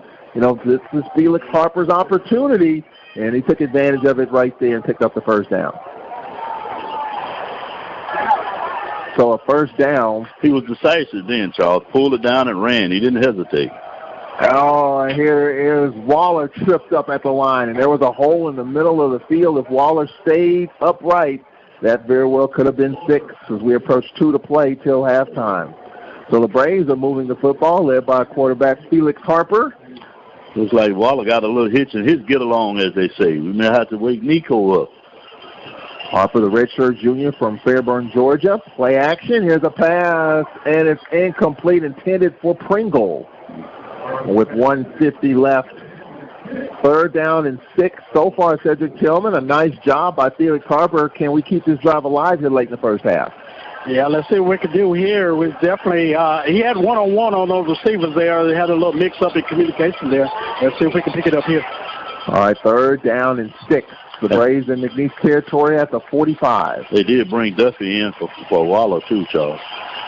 All right, you hear the cowbells in the background, 3rd and 6. And Harper back to pass, and his pass is picked off. Pass is picked off by Gunn, the DB. Yeah, it's got to be. It's got to be on McNeese. What? He didn't call him for spiking the ball? Well, let's check this marker here at the 35-yard line. He tried to fit into a tight window, and Dunn stepped in, jumped the route, and picked it off. There's a flag at the 35, and let's see what this penalty is all about. I may have misjudged it. 1:44 left. A penalty-filled first half. Dead ball. Unsportsmanlike conduct. They're 17. Yeah. 15 yards of force after the ball. First. So it's against McNeese. Yeah. So they'll enforce it from the 31. So McNeese will have it at the 16 with 1:44 left till halftime. 17-0 our score. Don't forget the Fred McNair radio show on Monday night. I'm sure a lot to talk about regarding this game. And we'll look ahead to Prairie View in the SWAC opener at 5 o'clock. Probably about a 5:05 start on ESPN Plus on Saturday. The first of 2 straight at home. What about Valley? No one's talking about them, but Valley very well could have been 2-0. Probably should have beat Lamar, and they played Tennessee State tough. Yeah, they've gotten off to a pretty good start, especially on defense. Let's see, we can hold them here, Charles. Minute 44 to the half. You don't want to give up anything right here. And they're going back to the run here, and Pratt with the carry. Well, they're really feeding Pratt. Number of backs in this stable of backs for McNeese. 90 seconds left. Gain of 6, second down and 4. Here's Pratt again, spun around, gang tackle, and dropped for no gain. So 3rd down and 4 coming up. The Braves have 2 timeouts left with 1:15 left. Yeah, if we stop them here, we may use it, but right now just let it tick. We'll go to the half if that's what they're going to do. But if we get a stop, we may force them to punt the ball and see if we can get another series. A minute left in this first half, 17-0. McNeese on 3rd down. Ogeron 3-step drop, pump fakes, runs into his own line, and down he goes. I'm a little surprised. He dropped the ball, too. No gain. And the Braves will stop the clock. Good job by Cedric Thornton's defense. Cedric Tillman getting off the field. Yeah. A little surprised at McNeese, though. I don't know why McNeese was trying to hurry up when, they should have been just letting the clock run.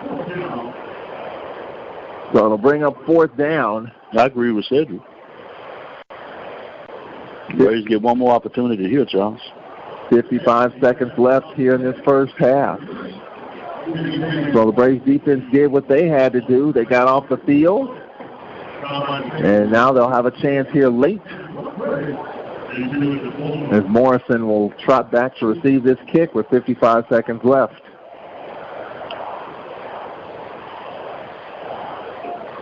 And the punter is Bailey Rayborn, who also deals with kickoff.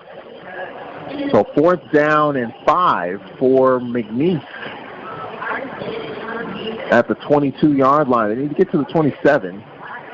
So Rayborn on the kick, and Morrison creeping close here at his own 42. Hasn't had many opportunities to return punts or kickoffs. He's trying to set the return here, trying to get players wide. We want to be smart here. Don't try to do too much. First thing is make sure you get the football. Ray showing pressure.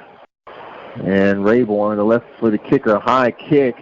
Backpedaling is Morrison. Fair catch called for and made inside his 30 to the 27-yard line. Good job. 47 seconds left. Well, you've got 1 timeout remaining. Maybe get yourself in position for a McCullough field goal. Yeah, see what you do on this first play here, Charles, and that'll dictate what you're able to do going into the half. And McNeese will get the football to begin the second half. Braves are down 17-0, hanging tough. You got Pringle and Tim McNair Jr. to the right. Receiver left, looks like Wallen to the left of Felix Harper. On first down, play action for Harper is going to allow this along down the field. And this ball picked off. I don't know if that was the receiver or him on that play. Dunn picks it off, and he's tripped up. That's two turnovers. Waller tripped him up at midfield, and now McNeese an opportunity to get some points with 36 seconds left, and Cedric Tillman just overshot him that time. Yeah, I think he let one go before he got out of his break, and he was not down the field to even try to catch the football. It looked like Felix was thinking one thing and the receiver was another. I may be wrong, but it just looked like they weren't on the same page with it. And that may be just, not playing together. That's 2 turnovers for the Braves, 2 straight turnovers, an opportunity to get points. And now Mack in the backfield, Cody Ogeron. They have 2 timeouts left, and they're at midfield. 36 seconds left. Ogeron, play action. Steps up, dances to his left, and is just going to throw it away. 31 seconds left till halftime. Alcorn President Dr. Felicia Nave will talk to us at halftime. Hope to see you next week at Jack Spinks Marino Castle Stadium as the Panthers of Prairie View A&M in the SWAC opener next week. And they're going to bring some offense to Alcorn next week on second down. And they run it here on second down with Mack. Mack for a yard gain with 25 seconds left. And I think McNeese is content to just get to the locker room. They should be, but you never can tell. You ought to wait and see what they do. They may let it tick down. But they don't have to run another play. This has been a very fortuitous first half for them. Yep. And that will take us to halftime. They're not going to run another play. Halftime here in Lake Charles. The Braves down on the scoreboard, down a quarterback, as the Braves find themselves down 17-0. McNeese will get the ball to begin this second half. And Fred McNair, it's got to be a very frustrating first half in every aspect. And he's with Cedric Tillman. Cedric. Cedric, we kind of broke up there. What did Coach McNair say about the status of Noah Johnson? He said he won't know until you get in the locker room. Okay, we appreciate that. All right, so it's halftime. Our score is 17-0, and we'll take this time out here from Lake Charles. He'll know once he gets into the locker room, and hopefully we'll get a report as well. 17-0, our score. Noah Johnson going down, and an unfortunate first half for the Braves. Penalties and a call reversed, all kinds of stuff in this first half. A lot of it's gone against the Braves in the first half, but they're still in it. 3-score game, 17-0. We'll take a 1-minute break. We'll be right back after this timeout on the Alcorn Football Radio Network. Serving the community through faith and athletics. The Open Mic Broadcast Network. Right, back here live as we get ready for the second half of action. The Braves are down 17-0. Let's give you the first half numbers. The Braves outgained 213-123. The Braves 32 yards passing, 91 yards rushing for their 123. Waller with 52 yards. Noah Johnson 21 yards on the ground. Felix Harper 13. Nico Duffy with 7. Noah Johnson 4 of 9 for 32 yards. Of course, left the game late in the second quarter. Felix Harper 0 for 3. The leading receivers 12 yards, 1 reception. Chris Blair, 6 punts by McCullough. And on defense, Kinsler leading the Braves in tackles with 5. Damian Anderson and Solomon Muhammad with 5, and Cole with 4. The big story, of course, is Noah Johnson. What is his status? And let's get a report from Cedric Tillman. Cedric, what do you know? At this point, I'm not sure if he came back out or not, but hold on, I'll find out. All right, we'll check back with Cedric Tillman on that. This half, Charles, we'll get to see how resilient we are in the game. As I said, 17-0 is really not insurmountable, but we're probably going to go with a new quarterback, Felix, and we can get him to settle down a little bit. Felix has a lot of talent. Great quarterback coming out of high school, smart, Good talent. He just calm down and play within himself and let the rest of them help him. He doesn't have to try to win it by himself, and I think they probably told him that at the half. And we'll be able to get back in this thing. This ball's going to be returned from a 1-yard line to the 10-15. Nice coverage by the Braves, a 19-yard return. Well, Brave fans will be happy with that. We got a deep kick, and we stayed in our lanes and made a good tackle inside the 20-yard line. So that's a good job on special teams. Kobe Skinner on the return. All right, so McNeese will have it left to right at the 19-yard line. Cody Ogeron, 11 of 16 for 117 yards in this first half. As McNeese, just 96 yards rushing. Neither team really, and for the Braves, we know their bread and butter is running the football. First down and 10. Just haven't gotten it going, not consistently yet. Like Skinner in the backfield to the right of Ogeron, 3-step drop, check down high, caught, and hit immediately a short gain of 5. Bring up second down and 5 here. May have got just a little bit more, a tad bit more out of that, Charles, but good little quick out. Hudson with the catch, and here's another square out, caught to the 30-35, and brought down as Cyron Sutton, the junior from New Orleans.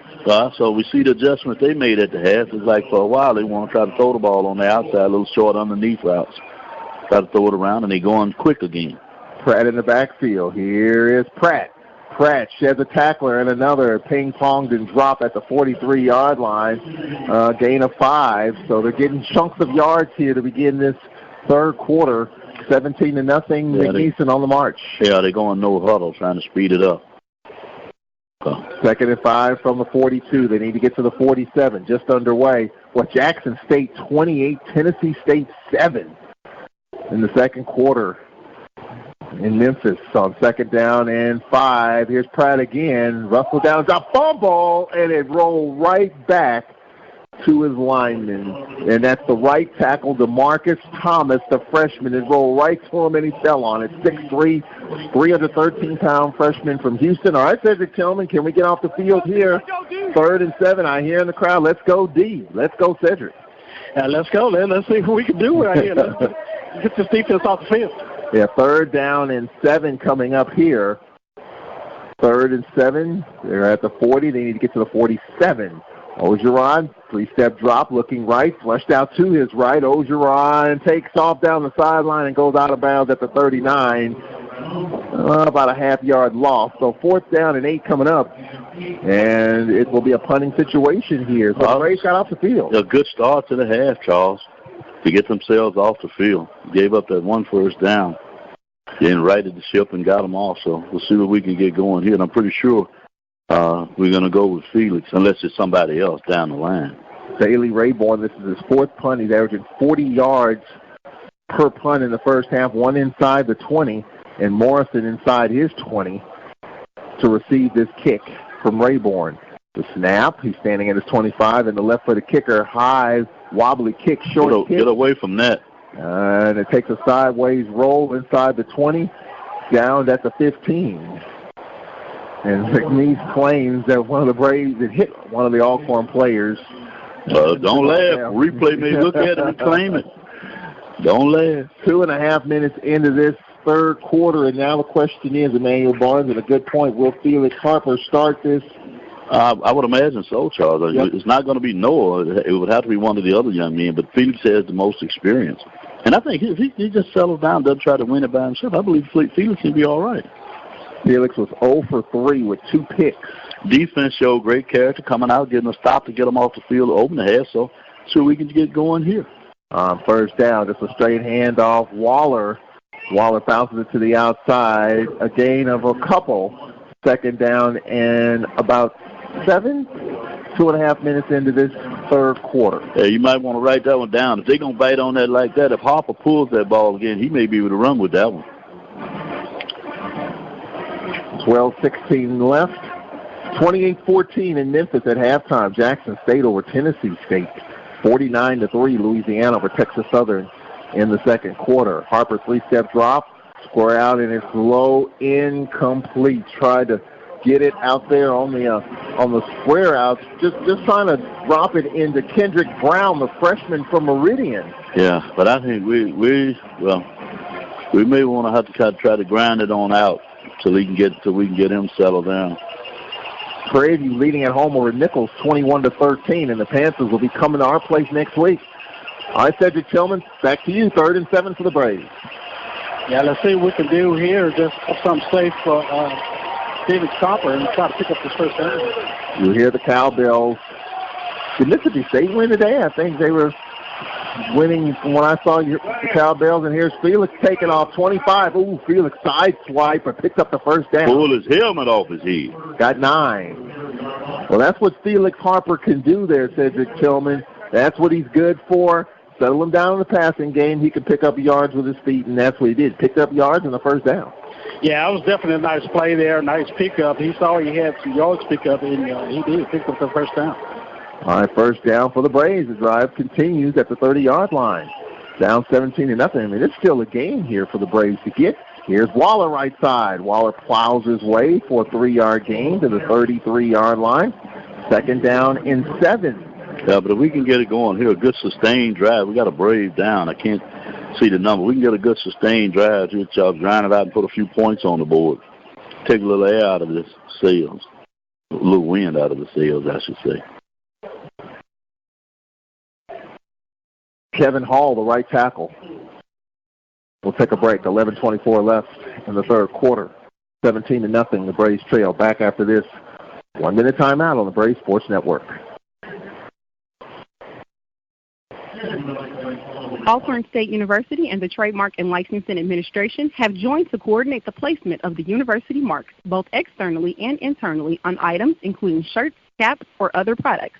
The university licenses will only use those products which reflect positively upon the university and are in keeping with the university's mission. The trademark and licensing of the Alcorn State University insignia was established to protect the Alcorn State University name and identifying marks. Trademark and Licensing Administration works to preserve and promote the university's longstanding reputation as a center of academic and athletic excellence. Merchandise vendors wishing to use the university's identifying marks on commercial products must be licensed vendors who have obtained permission to use Alcorn State University marks by securing trademark licenses. Campus organizations that want university identifying marks on their internal use products must hire licensed vendors to produce these items.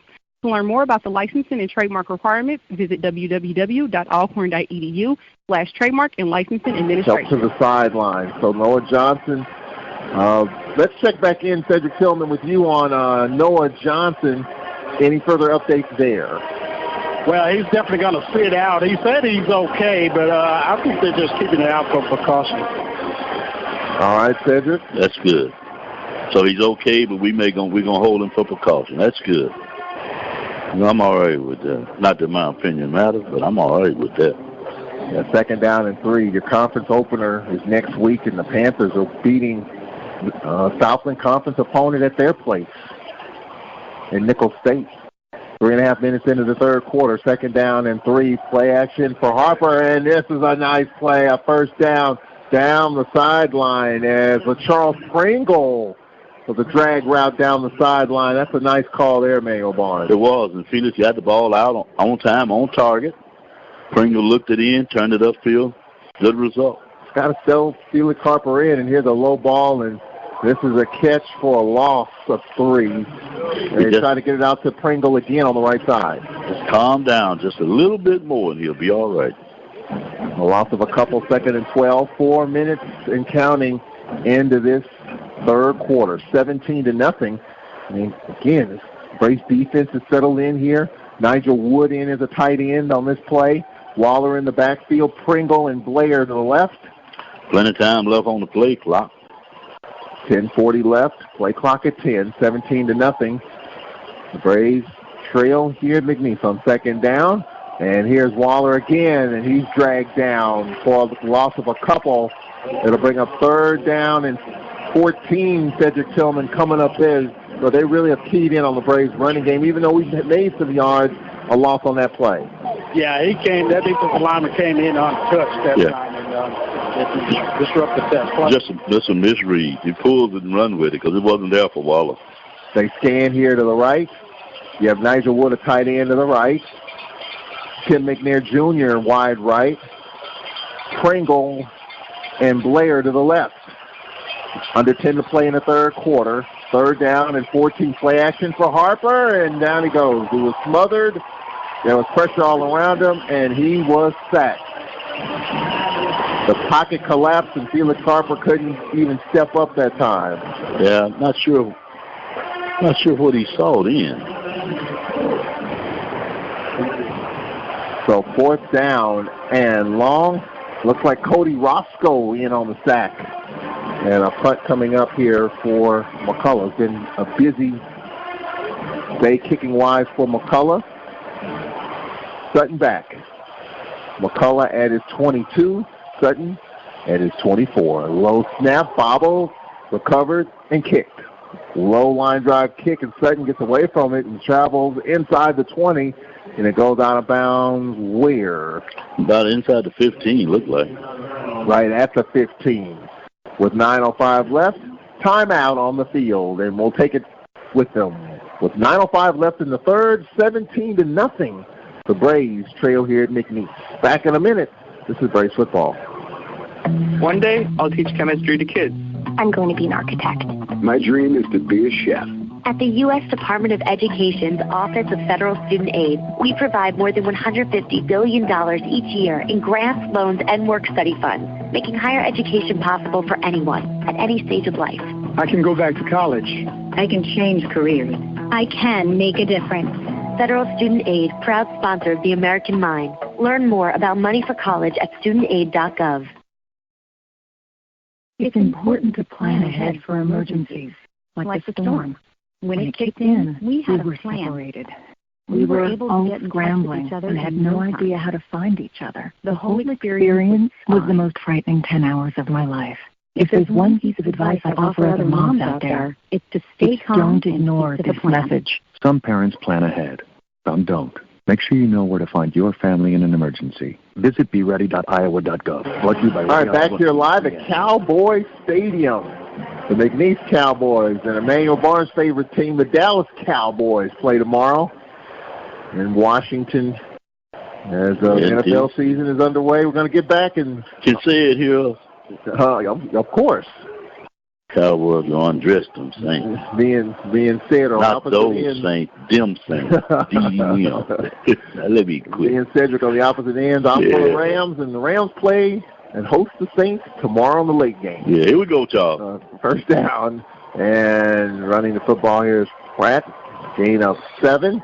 Cedric Tillman, let's check in with you. Any word on Kevin Hall? You've been busy down there, obviously, with Noah Johnson. Kevin Hall, what do you know about him?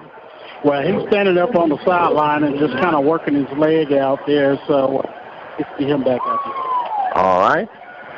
And we'll go back to the run here. Gain of a couple.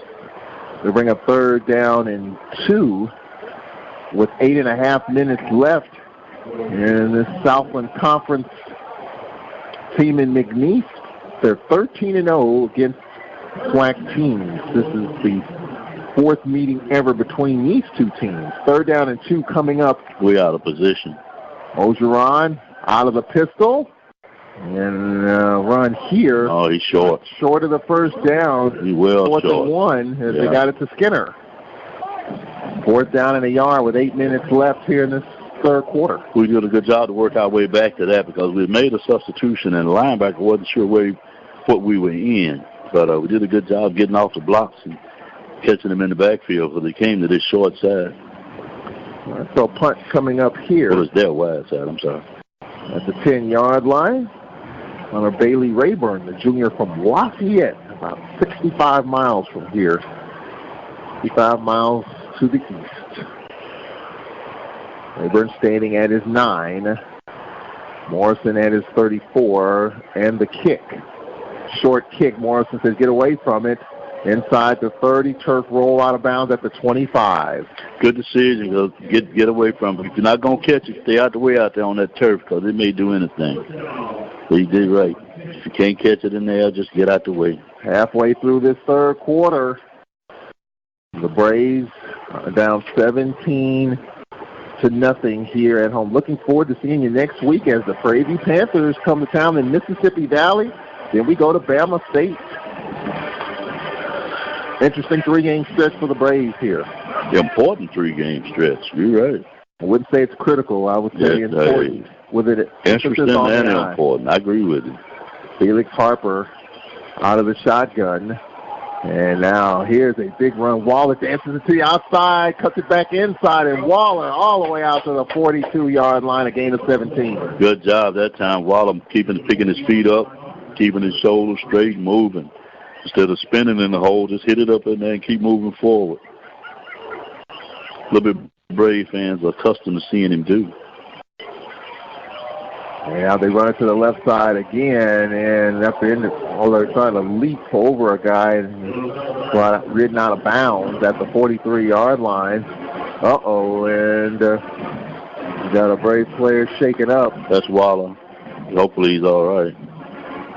Lisa Hunter, the trainer, sprinting across the sideline. We've lost Noah Johnson. Well, he might have landed awkward, but I didn't see anything else. Well, he tried to leap over a guy and came down awkwardly, and talk about a number of guys not playing. Rodarius Anderson out, Noah Johnson out of this game, and now Waller down on McNeese's sideline. 7:01 left here in this third quarter, and he's up. Well, look, okay. was McNair coaching from this sideline or the other sideline? He got over here and all for her. Yeah, Lisa Hunter, the trainer. I'm talking about Coach McNair. I'm going to tell him. I didn't know he still had that sprint in him. He beat the trainer across. He beat the trainer. 7:01 left, so looks like Waller might be okay. You land on his tailbone maybe. Halfway through this third quarter. Well, Nico Duffy not a slouch, so we may go with him or may go with Turner, but Waller like he's okay. He leaked one over and looked like he may have landed on his tailbone. 7:01 left here in this third quarter. Well, Cedric Tillman, to talk about the job, Felix Harper, just him settled in. Looks like he's starting to do that a little bit. Yeah, he just got a couple of safe plays there, just trying to get him to settle in here. Let's see if we can just move the football. You know, we're moving it right now. Let's see if we can continue on this series. I mean, all game long, Cedric Tillman, the Braves have been able to move the ball. It's been in sputters, starts, and stops, but we have been able to move the ball in time. Yeah, it's just not consistent. You know, we're just not continuing with a drive, you know, a penalty or a turnover or something that's really hurt us in this ballgame. All right, Cedric, thank you very much. 2nd down and 7 for the Braves. 7:01 left in this third quarter. Some interesting games in the SWAC. Prairie View winning. Jackson State winning at halftime. UAPB winning. 6:54 left on 2nd down. Here's Nico Duffy. I'm sure he'll get plenty of work here. And Duffy driving beyond the first down marker. First down at the 47 of McNeese. Well, hit it in there with authority. Good blocking at the point of attack. Just get on up in there and get the first down. Well, we haven't seen as much of Duffy. We heard from him in the pregame show, and now a McNeese player is down. Sitting down on the field. With 6:47 left. Well, it was 93 degrees when we started this game, with the heat index on the turf well over 100.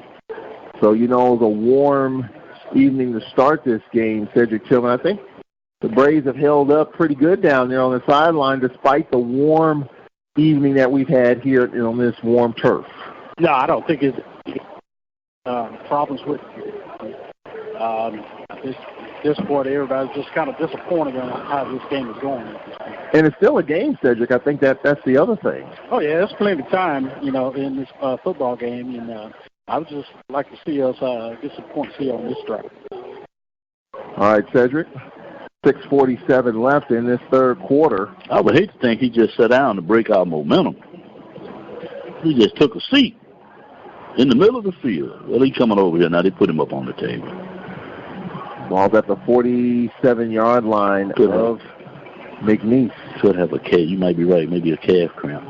But you're right, Charles. So don't want to hex him, but so far, you know, moved it 2-3 first downs on this drive. Maybe we can get it on in there. Felix Harper on the read, and They run the stretch play, and here is Duffy. Duffy with a good run inside the 45 to the 43-yard line. Gain of 4, 2nd and 6 with 6.5 minutes left in this third quarter. McNeese with a 17-0 lead in this game. Braves without the services of Noah Johnson, who went down late in the second quarter. Expected not to return. Be evaluated when we get back home, and we'll talk about it on Monday night on the Fred McNair Radio Show. We have 6 minutes left in the third quarter, 2nd and 7. Harper out of the shotgun. 3-step drop, check down, caught. Duffy, that's a shoestring tackle. Well, I tell you what, there's been some shoestring tackles made in this game. Yeah. Braves could have broke up a lot more runs in this game. Yeah. Back to the line of scrimmage, 3rd and 7. I thought he might break it. If he had made a pretty good block, the kid got off the block and got to restart. As you said, caught him by the shoestring. Other than that, he got a pretty good game. At least a first down out of it. 3rd down and 7 for the Braves. Get a kid credit for effort on defense, though. Nobody in the middle of the field. Harper. And he's hit hard, and hit throw incomplete.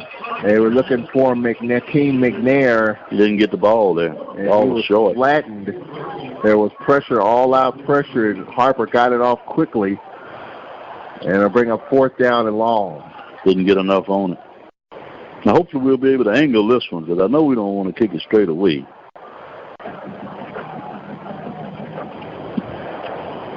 Pressure by Anthony Johnson, the DB. So 4th down and 7. Another punt coming up for McCullough. Setting back. The snap and the kick. While high in the air. Can Braves get there? And it's batted by Belair and down at the 4. Good job. No, they're going to say, yeah, he's saying touchback. Oh, they crossed the plane. I'd like to see that one myself. He's saying it broke the plane. They're going to discuss it, and looks like it will be a touchback. They're not going to review that. 5:12 left. We'll take a break here. 17-0. McNeese with the football when we return in 1 minute on the Braves Sports Network. Alcorn State University and the Trademark and Licensing Administration have joined to coordinate the placement of the university marks, both externally and internally, on items including shirts, caps, or other products.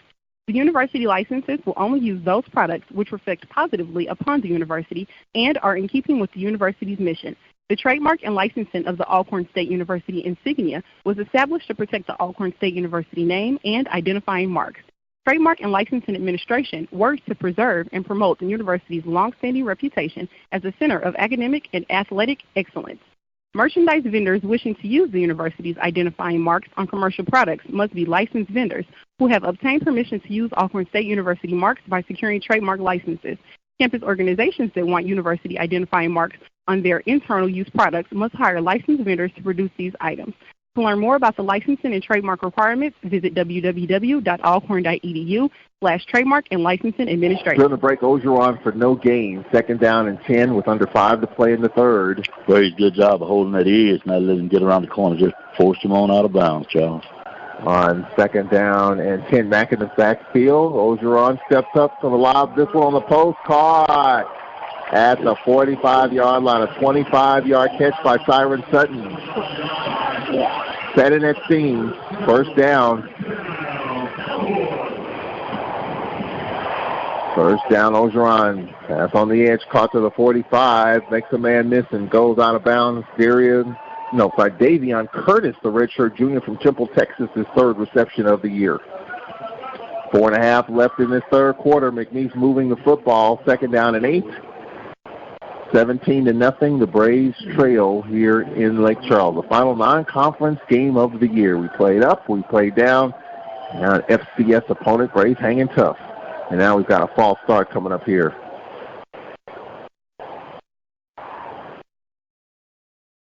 Don't get ahead of them, Charles. We may go to instant replay, and they say it wasn't. Nobody moved. I believe ref Mike has been kind of off and on all game. Well, I'll push McNeese back beyond the chain. 2nd down and 13. with 4:12 and counting left in the third quarter. 17-0. I'm going to talk with Dr. Michael Prince on the pregame show of the Open Mic Broadcast Network. He covers Prairie View on the pregame show next week. 2nd down and 13. Mack in the backfield. Play clock at 3. 2-1. I think it's going to be a delay of game, or was it a timeout taken? No, he called it. Who called it? I think a timeout. So we'll take a break with them. With 3:48 left in the third, 17-0. Cowboys, 2nd and 13 coming up after this timeout here on the Braves Sports Network. What do I cherish? Precious moments watching Dad read to my little Eric. That's why I'm so grateful I insisted on an eye exam when I noticed him struggling with the words on the page. We found out Dad has age-related macular degeneration, or AMD. Luckily, the doctor caught it in time for treatment, so Dad can still read. Protect yourself and your loved ones. Call the Foundation Fighting Blindness today at 1-800-254-6552 for a free packet on preventing and managing AMD. That's 1-800-254-6552. One day, I'll teach chemistry to kids. I'm going to be an architect. My dream is to be a chef. At the U.S. Department of Education's Office of Federal Student Aid, we provide more than $150 billion each year in grants, loans, and work-study funds, making higher education possible for anyone at any stage of life. I can go back to college. I can change careers. I can make a difference. Federal Student Aid American Mind. With the KISS cam going. Yeah. StudentAid.gov. Hope they're with the right person. KISS cam in full effect. 13. 17-0 our score. Ogeron looking right, throws down the field. This ball's knocked away by Burke. He did a good job that time, Charles. Played it right, got his hand up. Got a flag in the backfield. Let's see what this is. Intended for Curtis. Let's check this marker. Holding, perhaps, back around the line of scrimmage. You assume it's a hold. Ain't no telling.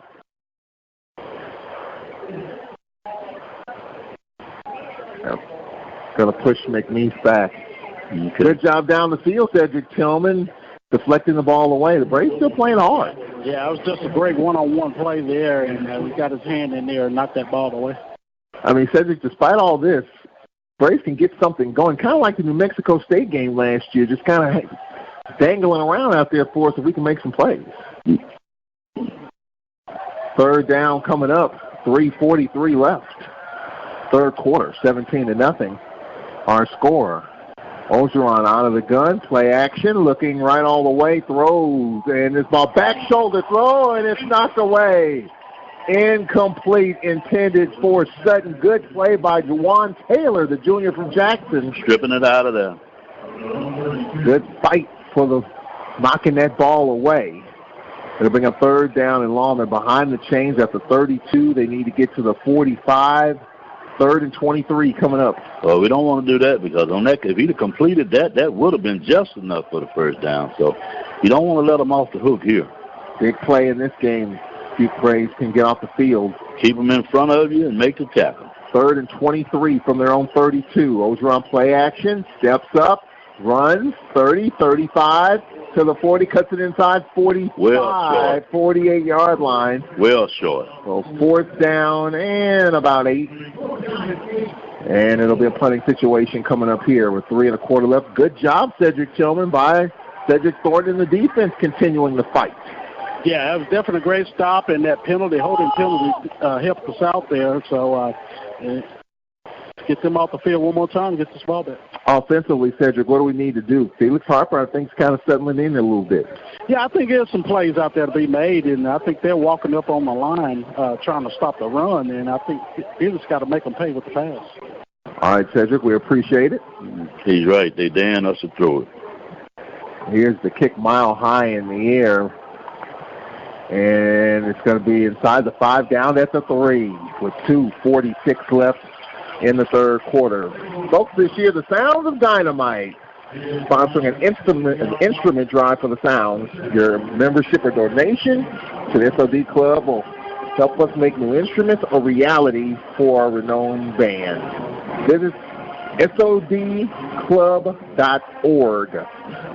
SODclub.org to join or donate. Over the past 3 years, Sound of Dynamite Club has contributed over $40,000 to the band. All memberships and donations are tax deductible. The SOD Club providing unwavering support. I think that's how you say it, Barnes. Unwavering support. Unwavering support to the Alcorn State University band program. 2:46 left. Felix Harper rolling to his left, square out. Oh, a dangerous pass, incomplete, intended for Pringle. And knocking it away is McCoy. That could very fortunate that it wasn't his third pick. I thought he would just go ahead and run with that one. Pick up a few yards. Stops the clock with 2:41 left in this third quarter. 17-0. Felix Harper in for Noah Johnson, who left the game late in the second quarter. And we'll get more details coming up on Monday night. Fred McNair Radio Show. You can tweet a question. I'm on Twitter, Tallman Radio. 2:41 left on second down. And the Braves go back to the run. A big hit here as Nico Duffy hit hard after a short gain outside the 10. Pretty decent gain, actually. Did a good job. 3rd and 4 with 2:24 left in the third. Well, the Braves come out of the huddle with Nigel Wood, a tight end, off to the right. Chris Blair to the left. Now Nigel Wood lines up in a slot to the left side. The Braves have 4 receivers, 2 left, 2 right. Duffy in the backfield to the left of Felix Harper with 2 to play in the third. 3rd down and 5. From the 14.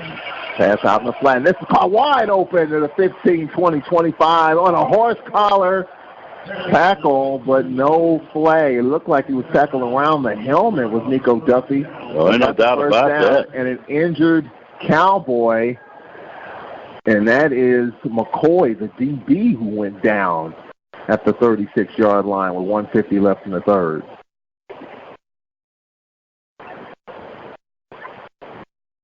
$17-0 our score. Well, that's a nice read there, Cedric Tillman, by Felix Harper, getting it out of his hands quickly.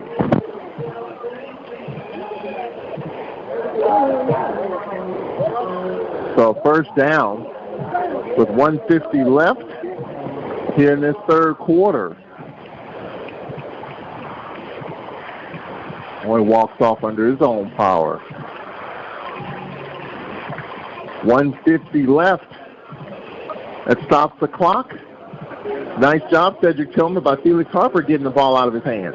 Yeah, that was another play where they were all-out blitz. They were just one-on-one out outside, but nobody accounted for the back out of the backfield. So it was a nice play call, nice pickup. Good check down. All right, first down for the Braves. Still a game. The way the defense is kind of sealed things off offensively for McNeese. Can the offense put some things together, put some points on the board? 1:47 left, 17-0. The Braves scan here. Plenty of time on the play clock. Oh, I know the middle of the field is open. 1st and 10 for Alcorn. Felix Harper. And a straight handoff. And nothing doing there. Maybe a yard and a half. So Nico Duffy getting some carries. 1:24 left. He may be a step or two from making a big one, Charles. Another play or two in this third quarter remaining. Game started straight at 6 o'clock. 2-hour, 15-minute game at this point. Braves are down 7-0. Minute left in the third. 2nd down and 8. Harper out of the gun, straight back to pass. A little check down, and this is wide open Duffy, 35 to the 40, and goes out of bounds at the 44. And it's a first down, a gain of 14. Good job by Harper again, Charles, finding that relief, man. Just reading his keys. I mean, they're playing back or playing off, and just dumping it underneath and using the speed of Waller, Duffy.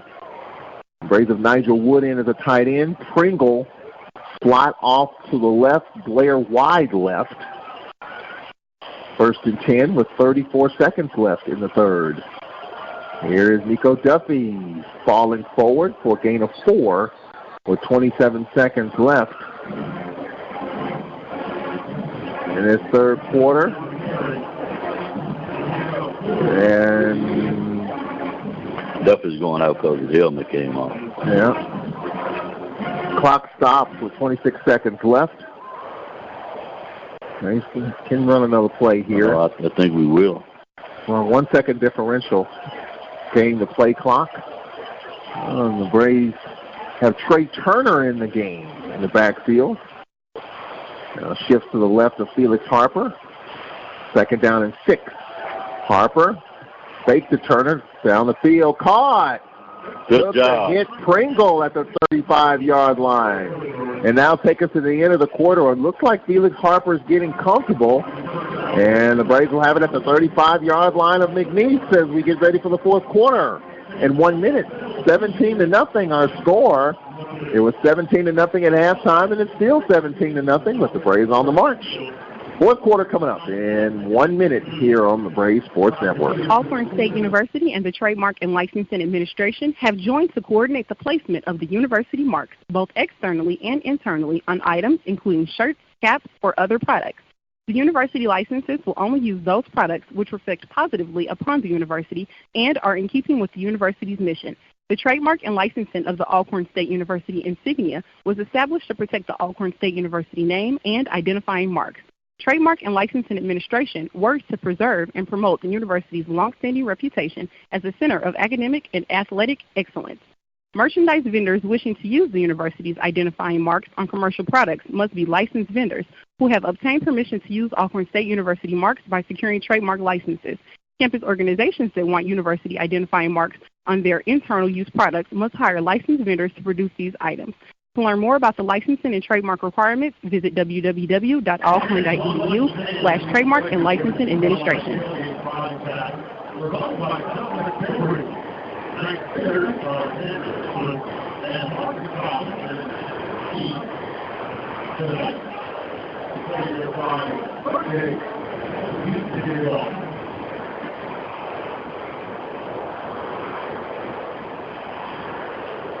All right, fourth quarter about ready to get underway here. The Braves going left to right, have the football at the 35-yard line of McNeese. Felix Harper settling in here. Low snap, bobbles it, and he's going to snatch it and fall on it. May have been looking at the pass rush, took his eyes off the ball. We're underway here in the fourth quarter, and it's a loss of 4. 2nd and 14, and we are underway here in this fourth quarter. And for the Braves, this would be their 61st play of the game. 228 yards of offense, 143 on the ground for the Braves getting a running game going in the third. Waller approaching 177 yards rushing on 2nd down. Here's Duffy on the stretch play. And Duffy brought down at the 36-yard line. Felix Harper, 5 of 11 for 57 yards so far in this game. Our 3rd down coming up, Cedric Tillman. It's all yours here on 3rd down and 11 for the Braves.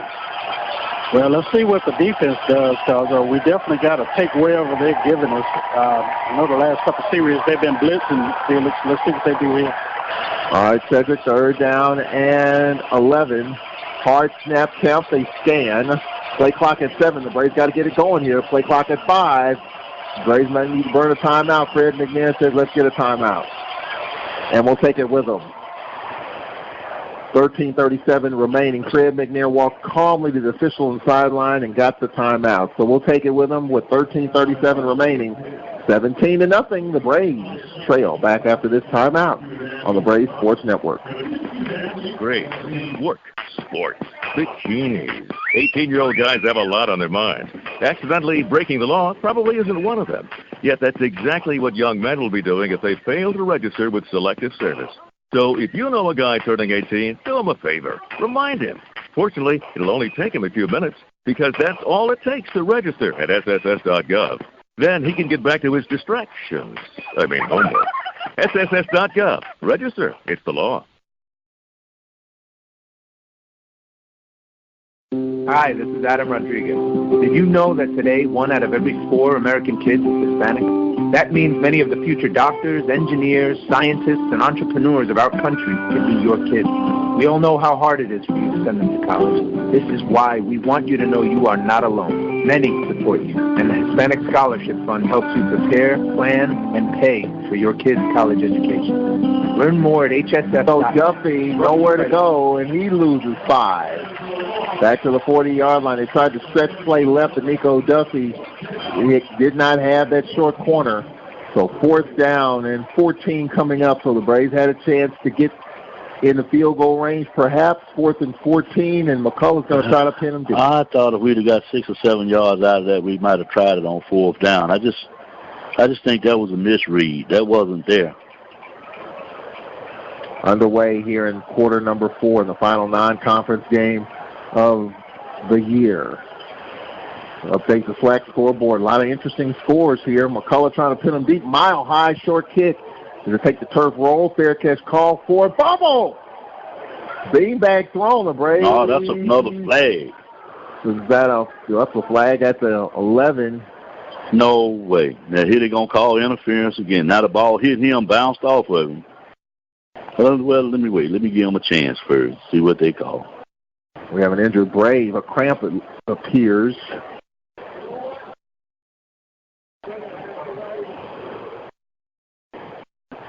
I'll check that. 2 flags down at the 15-yard line. Injured Brave down around the 15. Oh, whatever it is, this is a big one against us. My goodness. Well, we're taking... They just blowing of us. It's like the injured Brave trying to see that number down there. It's hard to tell.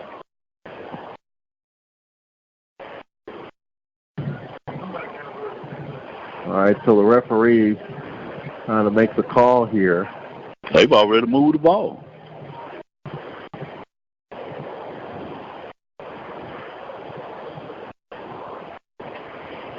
Like the Malik Holbert.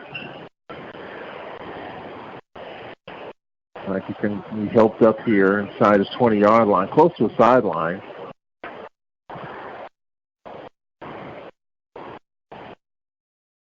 This would be the 8th penalty against the Braves. He marked it off. He didn't announce it. He just marked it off.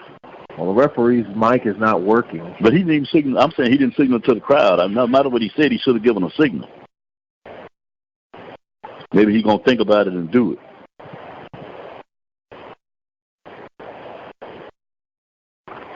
Well, we're underway in this 4th quarter.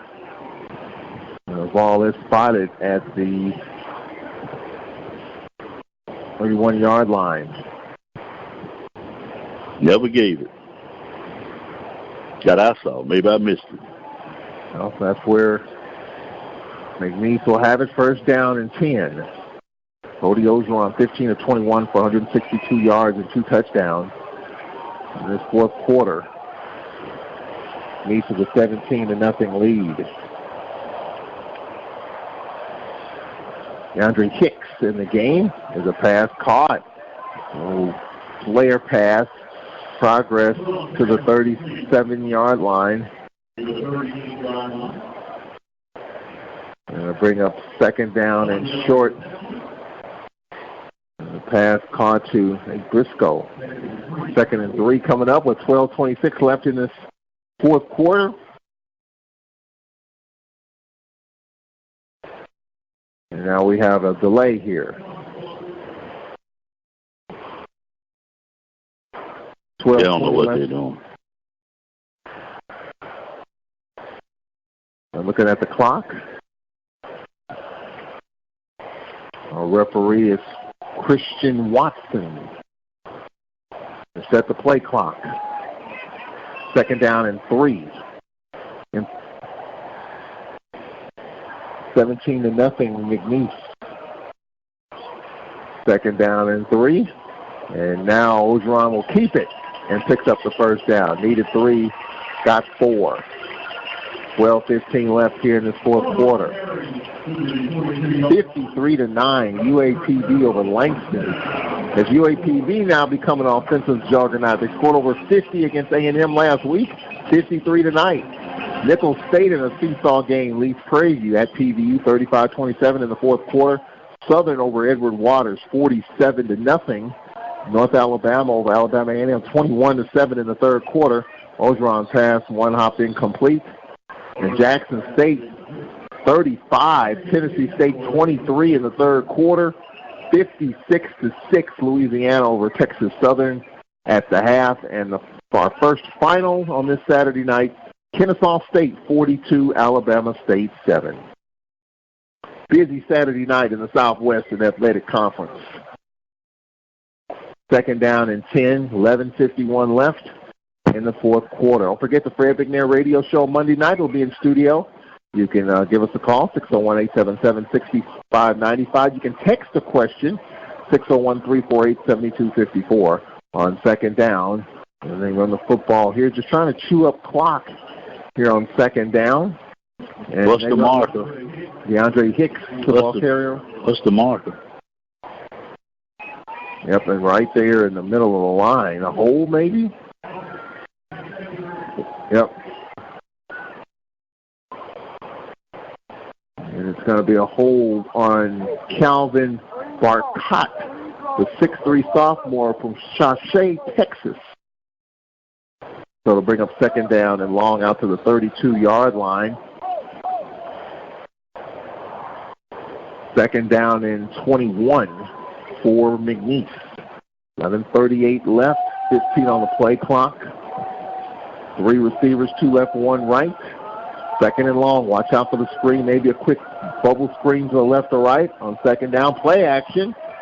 Ogeron looks, throws, and this is a catch for minimal gain as they got the football to Hudson. All right, Cedric Tillman, let's see if we can get off the field here. Third down and about 16 coming up here for McNeese. Yeah, let's see what we can do here. The Braves seem to be holding them. Let's see if we can hold them here and get this ball back. Third down and long. Third and 16 with 10:54 left, 13 on the play clock. McNeese is in no hurry. They have a 3-score lead. Up as much time on the play clock as they can. Play clock at 5. On third down and long, Ogeron play action. Looks, throws, low, incomplete. Like got great defense got off the field, stops the clock with 10:39 left in the fourth. That's a pretty good series for the defense then, Charles, to get themselves off the field again. Well, the big storyline going into the week will be Noah Johnson's status and availability for next week. Hopefully he'll be ready to go as the Braves open up conference play. 3 huge games, 2 at home, Prairie View, Valley, Bama State. Sounds like he'll be available, though we just didn't want to risk further injury tonight. Fourth down and 15. Bailey Rayborn on the punt. The snap. The left-footed kicker steps into a high kick. Morrison gets away from it. Inside the 15, inside the 10, inside the 5, down at the 4. Maybe 3.5. Why won't he go ahead and catch it? 10:25 left. That takes us to a break. 17-0. The Braves trail. We'll be back in 60 seconds on the Braves Sports Network. Alcorn State University and the Trademark and Licensing Administration have joined to coordinate the placement of the university marks, both externally and internally, on items including shirts, caps, or other products. The university licenses will only use those products which reflect positively upon the university and are in keeping with the university's mission. The trademark and licensing of the Alcorn State University insignia was established to protect the Alcorn State University name and identifying marks. Trademark and Licensing Administration works to preserve and promote the university's longstanding reputation as a center of academic and athletic excellence. Merchandise vendors wishing to use the university's identifying marks on commercial products must be licensed vendors who have obtained permission to use Alcorn State University marks by securing trademark licenses. Campus organizations that want university identifying marks on their internal use products must hire licensed vendors to produce these items. To learn more about Cowboy Stadium here in Lake Charles, Louisiana. Braves are down 17-0. Manuel Barnes, our producer Jamario Brooks back in studio. Cedric Tillman on the sideline. Cedric, let's check in with you during this timeout. You got to give the defense, you got to give this Braves team a lot of credit the way McNeese was taking advantage of opportunities, moving up and down the field. The Braves have really hung in there and competed. They're without Noah Johnson. They've had some guys go down. They've had some adversity. But as Fred McNair says, in spite of, if Braves can get a turnover here, get some points, get some momentum, who knows? Yeah, that's something I was looking for in the third quarter. I wish we could have, at least on that last series, we put some points up then, and maybe the Braves, the defense would come up with a nice turnover or something, and we could, just try to put some quick points up, Charles. Yeah, there's an opportunity here. The Braves have a long way to go, 96 yards to pay dirt. They have it at their 4-yard line with 10:25 left in the fourth. On first down, here's a pass. Caught McNair. Nice catch near side by Tim McNair Jr. Well, we saw a high school game last night. Emmanuel Barnes, the team was down 21 points. Vicksburg High with 9:25 left, tied it up, sent it in overtime. So it can be done. It's just 17-0 here. Yeah, it can be done. Second down and short. On second down is Trey Turner going sideways and keeps his legs driving. He's got the first down. We got a lot of talking going on out there. The Braves is continuing to fight. Make sure they don't review it. But Braves, you're right, Charles. Particularly on defense, Charles. I agree with what you said earlier. I heard you. I didn't say anything, but they have really, really hung in there and shown great character in this second half. The Braves scan here. Felix Harper's got to get the playoff pin on the play clock. Stretches his line of scrimmage, steps back into the shotgun formation. Trey Turner lined up now to the left of Harper. Here's Trey Turner straight ahead. Falling forward, a 3-yard pickup to the 20-yard line. 9 1/4 left in this fourth quarter. Second down and 7. The Braves are down 17-0 here in Lake Charles. Second down and long. Turner, the lone setback to the left of Felix Harper. Braves have 2 receivers left and right on 2nd and 7 from the 20-yard line. Felix Harper out of the backfield, swings it out to Trey Turner, and he's got the first down, lowers his shoulder, and gets the first down beyond the marker at the 32-yard line. Well, Cedric Tillman, people were wondering, would Trey Turner see some action? And Trey Turner on social media said he's ready to go and getting some carries here in this game. Yeah, that was a nice pickup there, and he made some nice run, so that's what you need. You need a back that can hit that hole, Charles, and see if we can pick up another first here, pitch this drive going. I like the fact that he caught the ball before we started running with it. Consistency. First down and 10. Harper straight back to pass, dances to his left, throws high, incomplete. Why did he tackle him? Pass intended for Pringle. It'll bring up second down and 10. It stops the clock with exactly 8:30 left in this fourth quarter. Now on this muggy Saturday night, some high-scoring games in the league tonight. Nichols 35, Prairie View 28 in the fourth. 9:41 left.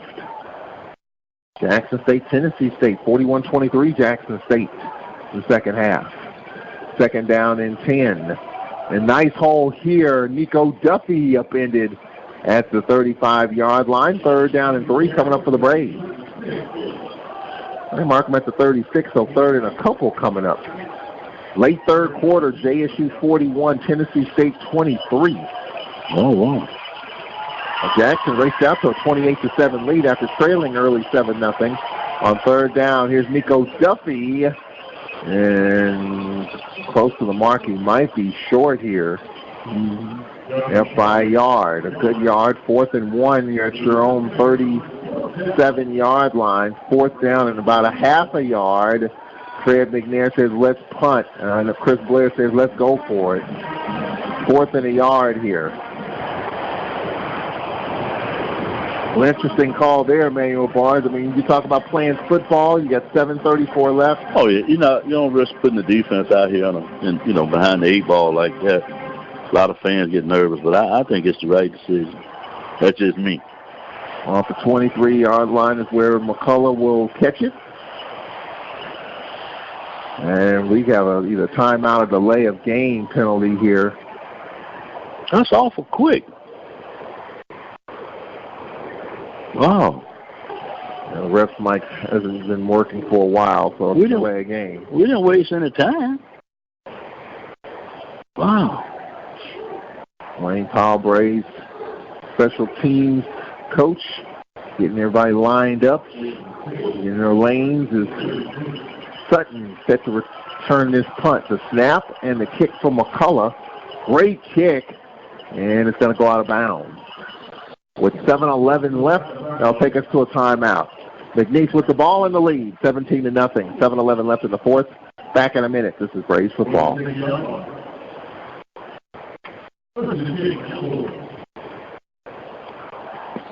Braves, work, sports, bikinis. 18-year-old guys have a lot on their minds. Accidentally breaking the law probably isn't one of them. Yet that's exactly what young men will be doing if they fail to register with Selective Service. So if you know a guy turning 18, do him a favor. Remind him. Fortunately, it'll only take him a few minutes because that's all it takes to register at sss.gov. Then he can get back to his distractions. Homework. sss.gov. Register. It's the law. You're struggling with your mortgage. You think about it all the time. What are we going to do if we lose the house? It's time to stop thinking and start dialing. Call 1-888-995-HOPE for a free government program that offers expert one-on-one advice about your mortgage options. We've helped over 1 million homeowners, and we want to help you. Call 1-888-995-HOPE or visit makinghomeaffordable.gov. Brought to you by the U.S. Treasury. All right, back here live at Cowboy Stadium, McNeese State University here in Lake Charles. It's been a long time, Emmanuel Barnes, since we've been in this part of Louisiana. Ooh, about 20 years. Yeah. McNeese used to be, when it was 1AA, they were one of the better teams, one of the top 10 teams in the country back in the day in 1AA. 7:11 left. McNeese with the ball in the lead. 17-0. Here's a draw. And a yard gain with 7 minutes left. And now a McNeese lineman down. Well, the players have gone down here. Offensive lineman down for the Cowboys. Clock stops with 6:57 left in this fourth quarter. 17-0. McNeese, and the injured Cowboys, DeMarcus Thomas, the 6'3" freshman, 6'3", 313 freshman from Houston. Well, McNeese scored 34 on the Jaguars, only 17 here. 6:57 left. Southern University having their way. Our buddy Carlos Brown said, anything less than a victory is unacceptable. Well, Southern got it done, winning big over Edward Waters in the Pete Richardson Classic. The flare pass to McGee. 6:50 left. 3rd down and 4 coming up for McNeese. Keeping the clock running. 6:40 left. The Braves have 2 timeouts in a 3-score game. 3rd down and about 5 coming up here in an empty backfield for Ogeron, the son of LSU head coach Ed Ogeron. 3rd down and 4. 5 receivers, 3 right, 2 left. Hard snap count. Ogeron, 3-step drop. He'll keep it. Ogeron to the 35, missed tackle, and got the edge. Fumble! And the Braves got it. Oh, let me make sure now. They may review it. See, it went out of bounds. Jawan Taylor, we've called his name all game long, Cedric Tillman, and Jawan Taylor recovered the fumble. Yeah, he's been very active out here, and he's been all over the football, and that was a nice pickup there. All right, Cedric, an opportunity for the Braves right here. Yeah, we got to cash it in right here. It's 6:09 left on the clock. We got to put some points on the board. any hope of even winning this game, Emmanuel Barnes. You got to get something out of this drive right here. I agree with Cedric. It's great field position, and they are looking at it. Great field position, so you got to take advantage here if you got any hope of getting it right. All right, Nico Duffy in the backfield. The Braves come out with Tim McNeese to the right, Tim McNeese Jr. and Kendrick Brown to the right. Two receivers left, Pringle and Blair. And here's a pass behind the line. Caught Nico Duffy, 35, and Russell out of bounds around the 33-yard line. A short pickup with 6:02 left in the fourth. So second down and long. Gain about a yard and a half. Second and a long 8 with 6:02 left in this fourth quarter. A lot of running and not to get many yards out of it. Second down and a long 8 for the Braves. They're at the 33 of McNeese. Low snap play action for Harper. Pump fake being chased. Flag is down. Harper is down as he got rid of it. It's going to be a hold coming up here in the middle of the line. Harper being chased from behind. He got rid of it, but a hold along the way. With 5:45 left. Hold or a chop block. That's going to be a hold here against the Braves.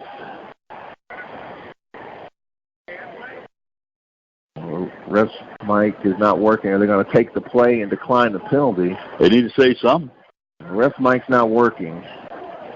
They're over here saying decline, and the man on the field moving the ball. I think the line judge is telling them to decline the penalty.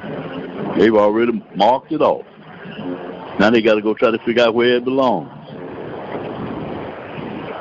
It's at the 30. They don't know. They moved everything, the down marker, the ball, and all. They're just going to put it somewhere. At the 32. Yeah. That's good as in. That's good as spot as in. Brandon Campbell, a tight end in the game, off to the right. Tight formation. Third down and 9 for the Braves here. Got to come up with something offensively. With 5:45 left in the fourth, 17-0. On third down, play action for Harper. Pass down the field, deflected, incomplete. Trying to get it down the field for Chris Blair. Going to bring up fourth down. He was there. There was some separation there, Cedric Tillman. Just couldn't get it to Blair. Yeah, he had a step on him, but the defender just jumped up and knocked that one away. Didn't have enough air up under. 5:40 left. Now we have a field goal attempt here coming up. And 49-yard attempt. Pringle the holder, far hash mark. So the Braves trying to get some points out of this. You need 3 scores. Snapback ball down, kicker's up. And the I heard a whistle. Is no good. Heard a whistle. 5:35 left in the fourth. 17-0. Back in a minute. This is Braves football.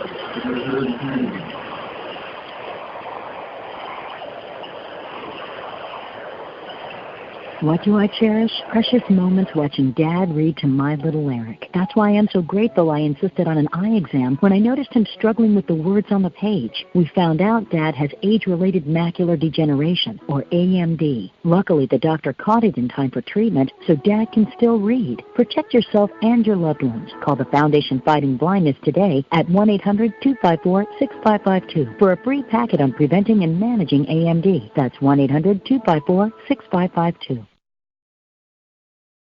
One day, I'll teach chemistry to kids. I'm going to be an architect.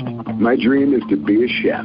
At the U.S. Department of Education's Office of Federal Student Aid, we provide more than $150 billion each year in grants, loans, and work-study funds, making higher education possible for anyone at any stage of life. I can go back to college. I can change careers. I can make a difference.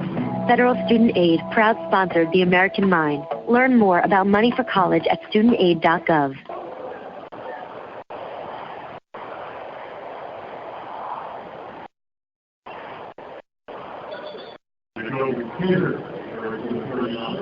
Jacoby Skinner with a couple of runs to the 39-yard line. Third down and 3 with 4:45 left in the fourth.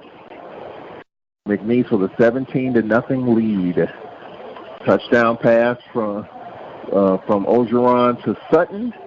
McGee with a touchdown pass and a 37-yard field goal by Anderson. There has not been points scored since the 8:52 mark of the second quarter. That's the last points by McNeese on an Anderson 37-yard field goal. 4:20 left in the fourth, 17-0. The Braves trail. 3rd down and 4 coming up. Ogeron, 3-step drop, pass, caught. Ball pops loose and trickled out of bounds. They call it incomplete. Juwan Taylor again, Emmanuel Barnes, been all over it. Yeah, another great play by Taylor. And he has just been all over the place in this game. Juwan Taylor, young player, making a name for himself. 4th down and 3, and Cedric Tillman again. Juwan Taylor playing hard. With 4:09 left here in this fourth quarter. Right, the defense got itself off the field again, Charles. I agree with you on that one. Still playing. And we have a flag, or no, a whistle. Nope, there is a flag. Way back upfield here.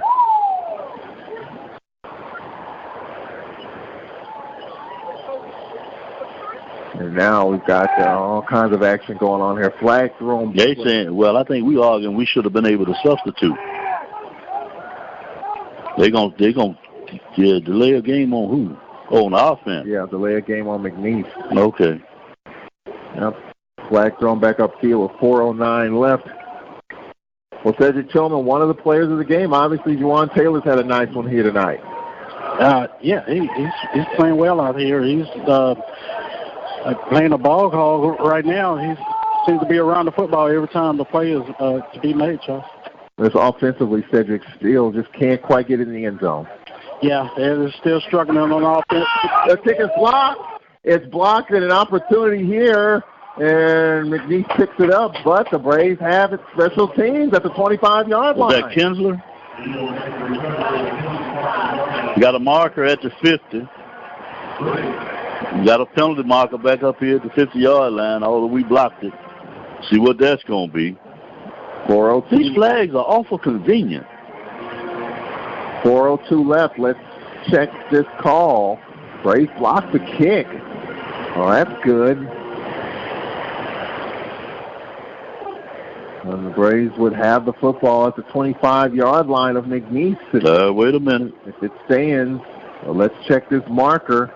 That's downfield now. That's outside with the Gunners and the other people. Let's see what they got. A block in the back, a hold. They know. We're going to know in a minute. They're huddling up at the 40-yard line. And it's going to be against McNeese, I believe. Fred won't know what y'all talking about. Referee looked back at Coach McNair. Our referee for this game is Christian Watson. Yeah. A long discussion here. Told you about that before the game started.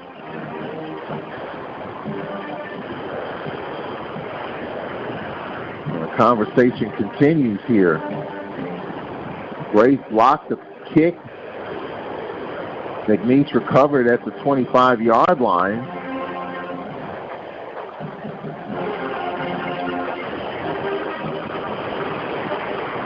Awful long conversation here, all right?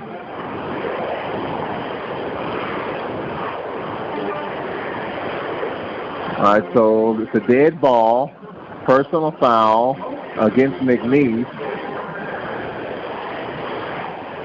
So it's a personal foul against McNeese. And that's going to push the Braves in great position here. Well, it's a little late for that. They've been chattering and chipping and running their mouth, following up people the whole game. So, there's 4 minutes left, and they call it now, unless they made contact with somebody.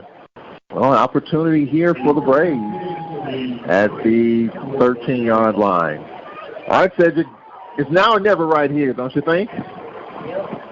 Yeah, we got to cash this one in right here. You got to come up with something. Yeah. With Felix Harper running the show. Who is that with him? Is that Turner? Or is that, no? First down and 10. And Felix Harper, and pass is caught. Touchdown, Chris Blair. Blair, they set that up pretty well, Charles. He was wide open. So Chris Blair with the touchdown. 12-yard touchdown, and it's a 17-6 game with 3:56 left in the fourth quarter. That's a nice design play and a nice throw, Cedric Tillman, by Felix Harper. Yeah, that was nice. I think they thought they were going to go to Pringle in the flat, and Blair just ran a down and out, and the defender he shook him out. He opened it. Oh! And now we have a bobble, and he wasn't ready for the snap. It looked like he wasn't ready for it. Yep, Pringle just got it away, and so the PAT puffed, and with 3:56 left. Like the long snap, I'm not sure what happened. It looked like when he snapped it before Pringle was looking, the ball hit the ground in front of him. Well, 17-6 game with 3:56 left. We'll take a break here. After this timeout, let's see if the Braves can get a stop. 3:56 left, 2 timeouts. Back in a minute to Braves football. Alcorn State University and the Trademark and Licensing Administration have joined to coordinate the placement of the university marks, both externally and internally, on items including shirts, caps, or other products. The university licenses will only use those products which reflect positively upon the university and are in keeping with the university's mission. The trademark and licensing of the Alcorn State University insignia was established to protect the Alcorn State University name and identifying marks. Trademark and Licensing Administration works to preserve and promote the university's long-standing reputation as a center of academic and athletic excellence. Merchandise vendors wishing to use the university's identifying marks on commercial products must be licensed vendors who have obtained permission to use Alcorn State University marks by securing trademark licenses. Campus organizations that want university identifying marks on their internal use products must hire licensed vendors to produce these items. To learn more about the licensing and trademark requirements, visit www.alcorn.edu/trademark and licensing administration. We got 5 people on each side of the ball, so we're good to go with that. Scribble it down the middle in this dead spot. Up, they're going to kick it deep. And out of bounds. Come on, Corey. 3:56 left. All right, so the Braves have 2 timeouts. You don't expect McNeese to put the ball in the air here. No. So the Braves can try to get a stop. If they can go 3 and out, get the ball back with 2 and change left. Depending on what happened on first down. We get a good stop on first down, we may let it tick. Then stop them on second down, then we may take it. 17-6. Well, it's gotten quiet here. Folks slowly filing out, but it's a game again. Ray's got to get a stop. First down and 10. Ogeron, the junior. Back to pass. They're throwing the ball. Pass is caught to the 40-yard line, 45, 46, and it's a first down. Well, we all were wrong right there as Trevor McGee with the catch. We gave him a lot of room, Charles. We off of him. Terrence Wilson with the tackle. Well, moves the chains, and that changes things a bit. 3:41 left. And play clock at 22. So they'll run this play clock down. We thought they would come out and run the ball, but he called his name quite a bit tonight. Play clock at 7. First down and 10. That's in the backfield. And they run the ball here. That's with a gain of a yard. Second down and 9. 3:06 left. Second down and 9 for the Cowboys of McNeese State. 3 minutes exactly remaining. Play clock at 26. Second and 9. The ball is at the 47-yard line. They're on 47. 2:45 left in this fourth quarter. 17-6. The Braves trail the Cowboys. Second down and long. Play clock at 6. Ogeron will check down, incomplete. Went through the hands of Sutton, the intended target. They don't know how to get the game over. All right, Cedric, 3rd down and 9 coming up here for McNeese. Can the Braves D get off the field? 2 timeouts. Yeah, we definitely can stop them here. 3rd down coming up. The clock stopped with 2:33 left.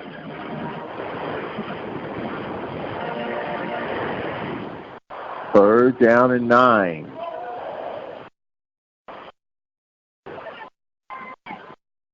Out of the pistol, Ogeron. And they'll keep it, and that will do it. Near side is with the carry. And the Braves will take a timeout with 2:27 left. And Cedric Thornton likes what he sees from his defense. So we'll take a break right here. With 2:27 left, 17-6 our score. Braves will get the ball. Back in a minute. It's Alcorn Braves football. Alcorn State University and the Trademark and Licensing Administration have joined to coordinate the placement of the university marks, both externally and internally, on items including shirts, caps, or other products. The university licenses will only use those products which reflect positively upon the university and are in keeping with the university's mission. The trademark and licensing of the Alcorn State University insignia was established to protect the Alcorn State University name and identifying marks. Trademark and Licensing Administration works to preserve and promote the university's longstanding reputation as a center of academic and athletic excellence. Merchandise vendors wishing to use the university's identifying marks on commercial products must be licensed vendors who have obtained permission to use Alcorn State University marks by securing trademark licenses. Campus organizations that want university identifying marks on their internal use products must hire licensed vendors to produce these items. To learn more about the licensing and trademark requirements, visit www.alcorn.edu/trademark and licensing administration. All right, 4th down. The snap and the kick. He sit over here. Good shot. Good. Thank you. Oh, that got to be a 2-yard punt. And the Braves will have the football close to. Oh my goodness! No, he can't. That can't be right. He got to come on up. That ball didn't get to midfield. Oh wow! Sending it out 43. But either way. All right. Yeah, let's see, 40. They sent the 43. They mismarked it, but that's fair. That's fine. All right, 2:22 remaining here in this 4th quarter. Well, if the Braves get a score that they're down to 1 timeout, they get a score onside kick. Well, let's get the score first with 2:22 remaining. Well, we see. Try the middle. Felix Harper looks left, throws, and a nice fingertip catch at the 48-yard line. Get out of bounds. Good job. And getting out of bounds to boot is Kendrick Brown. 2:17 remaining. Gain of 3, 2nd down and 7 with 2:15 left and counting.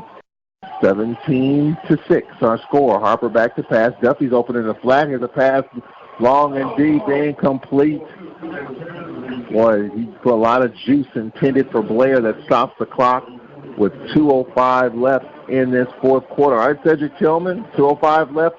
3rd down and about 6 coming up for the Braves right here. And we'll see here, 3rd and 6, trying to keep things going here.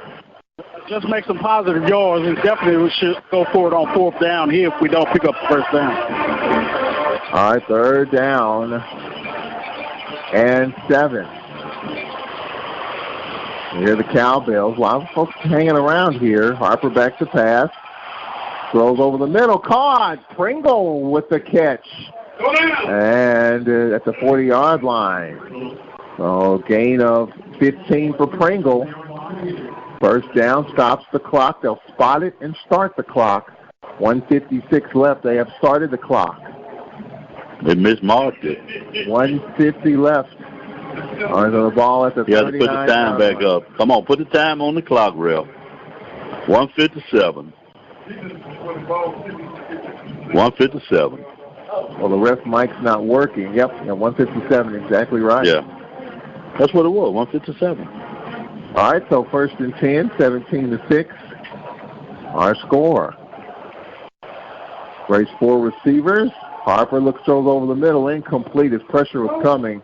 They're bringing pressure on Felix Harper. 150 left.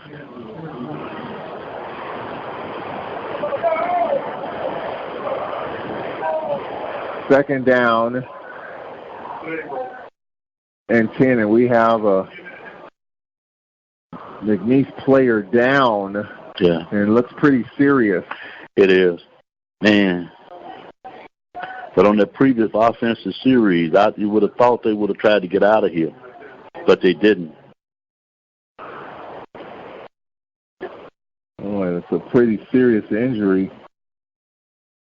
Yeah.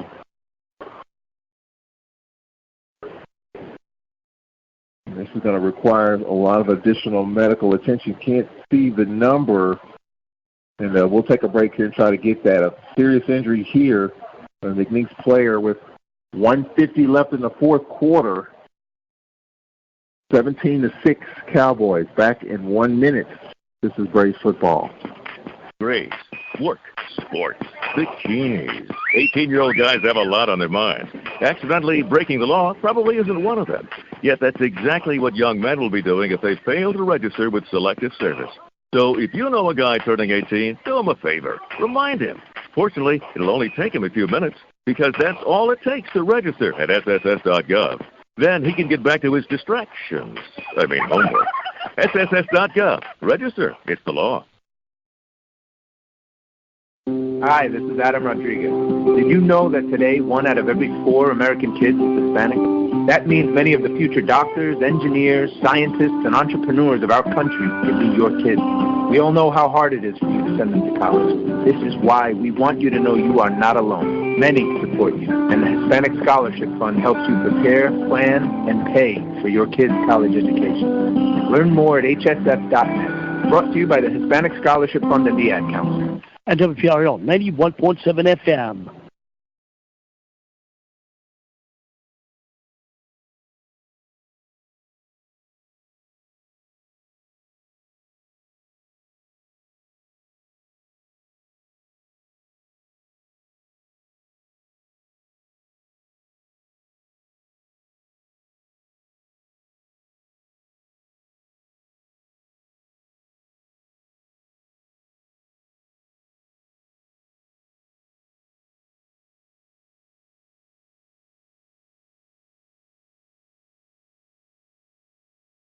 All right, welcome back. Here is we have an injured McNeese player seriously.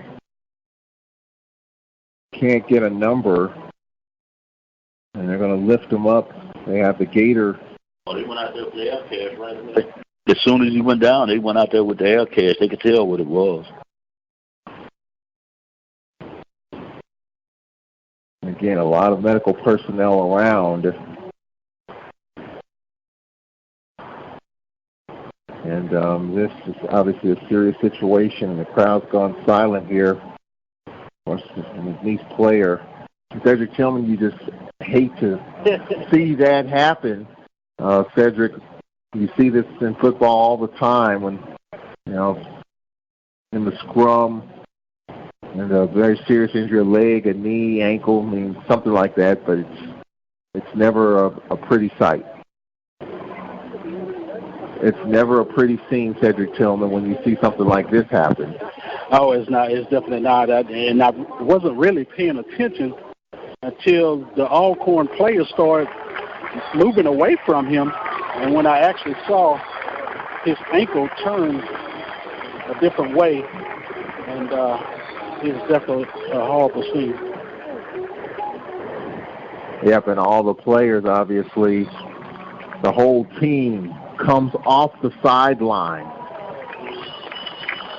Can't get the number, couldn't get the number because they quickly got him onto the cart and had the binoculars on to see the number, but the entire team is out onto the field.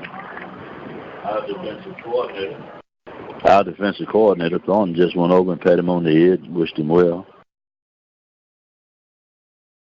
You just hate to see this. It's an unfortunate part of football. You don't want to see anyone get hurt like this. See if I can catch the number.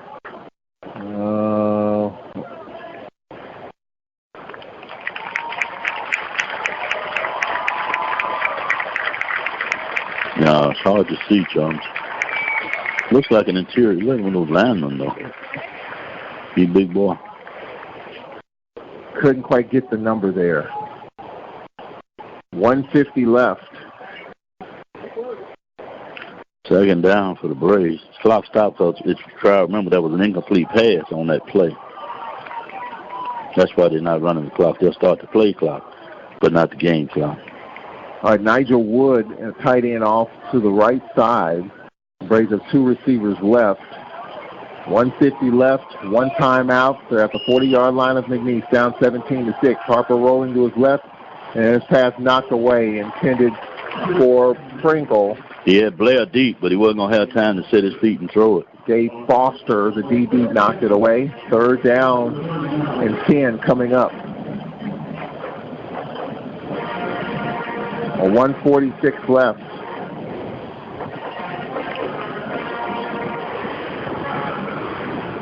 Braves are down 11, final non-conference game of the year.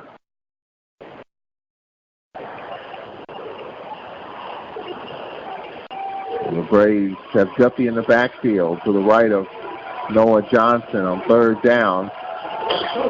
Sorry, as it's Felix Harper down the sideline. Nico Duffy with the catch.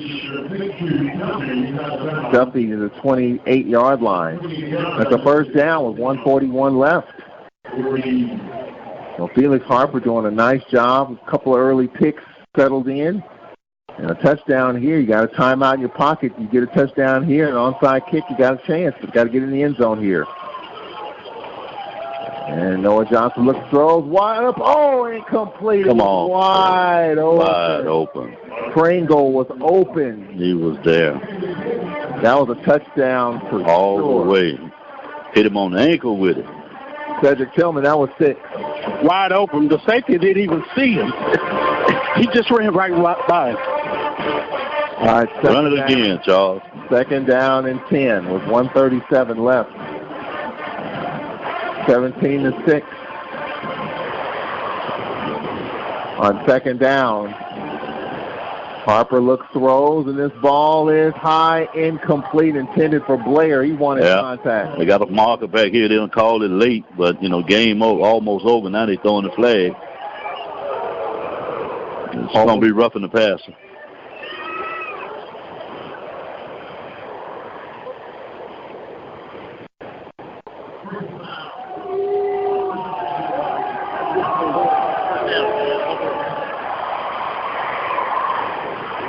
So it's 1st down, roughing the passer. That's fine. But I want my 1st down. So I cross the 35, and they're going to mark it back to the 34. All right, so the Braves. I want my roughing the pass, pass interference back here. But Braves a good shit, y'all. 131. It sounds strange when you say it, but anything can happen. Yep, the Braves get a score. In 131. Harper back to pass, looks, throws, and his ball's high. That's interference in the end zone that they didn't call. 2nd down. 1:27 left. A 2nd down and 10 intended for Tim McNeese Jr. Yeah, but he didn't have a chance here. Tugging on that little, well, maybe he wasn't. It just looked like he was tugging on that little towel that's behind him. Or maybe I can't see good. 1:27 left. Chris Blair, wide left. Tim McNair Jr., wide right. Nigel Wood, a tight end off to the right. Harper back to pass. Looks, he's going to take off. Harper throws. It's caught. It's going to be a touchdown. Yeah. Nico Duffy with the touchdown. Oh, yeah. 15 yards out, and it's a 17-12 game with 1:21 left. Yeah. Kick the PAT. So now we have a game. Cedric Tillman, nice job by Felix Harper stepping up. And well, no, that's right. That's right. Made it happen. You go for 2 because you need the, what's called anyway. That's right. You got to go for 2. So Cedric Tillman, a good job by Felix Harper stepping up right there. Yeah, that was nice. He looked like he was going to take off and run that football, and I think that's what drew all the defensive players toward him, and Duffy was just running down the sideline. All right, so the Braves go for 2. Harper rolling his left, throws. Got it. It is caught for 2. Yeah, got it. So it's a 3-point game, 17-14. I didn't mean to step on you, Charles, but he got it. So it's a 3-point game. Well, the worst kept secret in the world is this going to be an onside kick. What? They didn't say he didn't make it? Say what? He didn't catch it? Well, apparently it was not a catch. Say what? No, they put the points up. Yeah, he caught the ball. Yeah. Come on, Sid. I can see better than that. Well, it looks like, they had took some time to put the points on the board, but they finally did. They didn't want to put them up there. I thought it's a 3-point game, and it comes down to the onside kick. Let's find a dead zone out there, Charles. Where's the dead spot? This is where special teams can redeem itself. Y'all fussing down there in Hattiesburg. If they get this on, if they recover this onside kick, you're going to have to apologize. I don't mean you. But, Yeah, it's going to be interesting. We got enough people on this side? Yeah, here he comes. 4. All right, so McCullough will line this up. Make sure now. Rays have a lot of players to the left of McCullough. Where will he kick it, left or right? Probably to the left. Yep. Hop. Oh, and it's going to be down at midfield as a flag down. Is it an illegal formation? They got a marker back there. Boy, it took a little extra hop, and McNeese fell on it. Yeah, that's that AstroTurf. You got him a Sunday hop. Are they calling us for an illegal formation? Offside. We have 4 people down. Well, 5 if you count Corey down here on this end. He actually made a pretty good effort at that onside kick. All right, here's the call.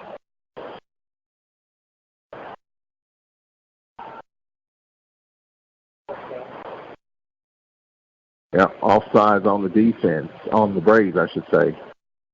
And it's a first down at the 45. Oh, the Braves with 17-0 deficit, 17-14, 120 left and 1 timeout. I bet they don't throw this one down the field, y'all. No, you don't think they would? Yeah, but he can bobble a snap. 120 left here in this 4th quarter. Well, the Braves kept playing, kept fighting. I think Felix Harper definitely showed himself. Well, they're going to go in the victory. Yeah, he's going to take it and try to kneel down. They're trying to cut out on the miscues now. And they take a knee. And the Braves call their final timeout. 1:19 left, just a couple of seconds ticked off the clock. And Cedric Tillman, good effort by the Braves. The defense hanging in there, and offensively, Felix Harper found some things late in the 4th quarter to give his team a chance. Yeah, it just great play calling and execution. I think that was the key. He got settled in, and he started trying to connect on his receivers there. He Pringle down the middle, but he definitely got that out route coverage. Let's talk about Cedric, in your opinion, just how Felix is able to settle in a little bit. Well, you always got to bring your young quarterback in and, just settle him down. Just give him those nice little down and outs and curl routes and slants, just try to get him comfortable in running plays, So he was able to do that, and great execution down the stretch there. Well, hopefully we'll have, I'm expecting and hoping Noah Johnson will play next week. 1:05 left. Braves are out of timeout. I'll have to snap it one more time. Play clock at 20. Well, Emmanuel Barnes, you got to give the Braves a lot of credit. Their defense. The McNeese scored their 17 points in the first 23 minutes of this game. We talked about it coming up out of the locker room, Charles. We see where we were from a character standpoint. If we would keep fighting and playing in the game, and we did. Defensively, we stood up. Offense finally got it together. As you were talking with Cedric, Felix able to settle down. and get it going, and Braves put up a few points. That's going to be the final play of the ball game, and obviously the Braves frustrated. This was the game dangling around out there, and the Braves hung in. Their defense played terrific, lights out after the 17-0 start. The offense got 14 points late and come up 3 points short as this game comes to an end. A final score, 17-14. McNeese here in the final non-conference game of the year for the Braves. It's all conference the rest of the way. We'll hear from Fred McNair coming up here on the post-game show. So we'll take a break, set the stage for the post-game coming up as the Braves fall by the final score of 17-14. We'll be back after this timeout. All right, back here live at Cowboy Stadium. Final score 17-14. The Braves fall by 3.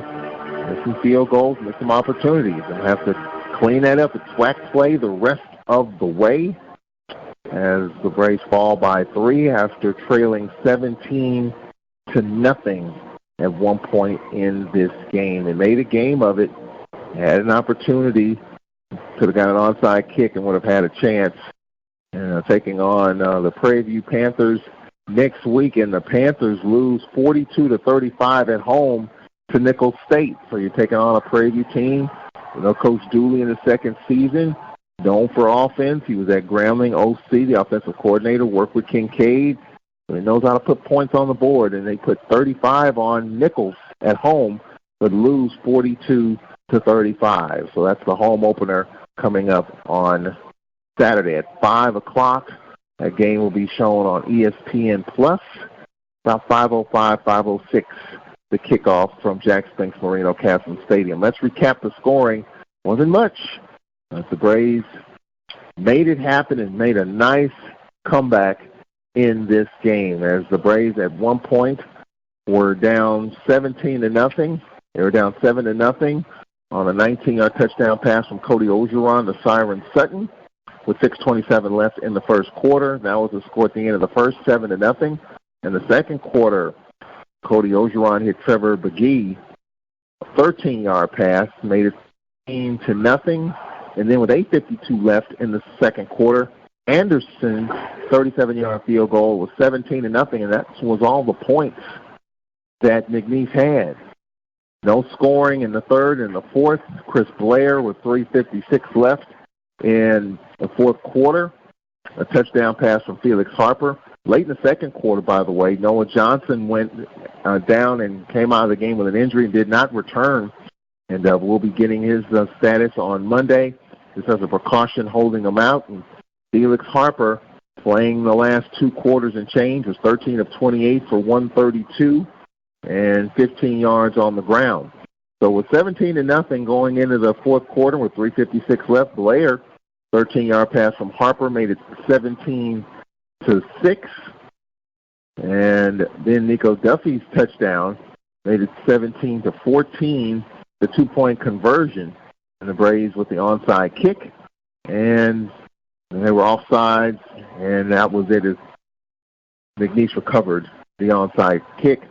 And they ran out the clock. Numbers, the Braves ran 83 plays tonight. Ran 11 more plays, 83 plays for 318 yards.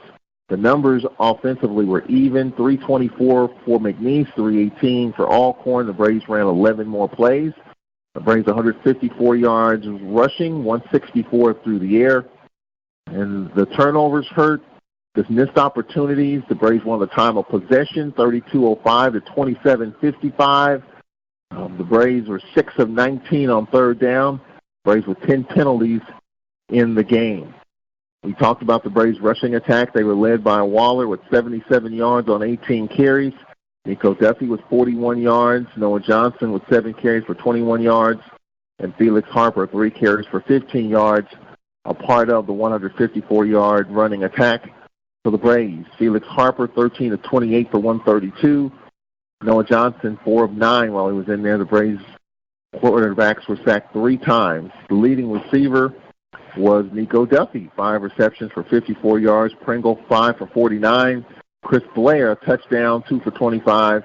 and Tim McNair Jr. 2 for 18. 10 punts for McCullough tonight, averaging 41.9 yards. And also McCullough missed some field goals as well. Morrison 2 kickoff returns for 30 yards. Leading the Braves defensively was Damian Anderson with 12 tackles, followed by Kinsler with 8, Muhammad with 7, and Chris Monroe with 6 tackles, as the Braves fall by the final score of 17-14 in this final non-conference game of the year.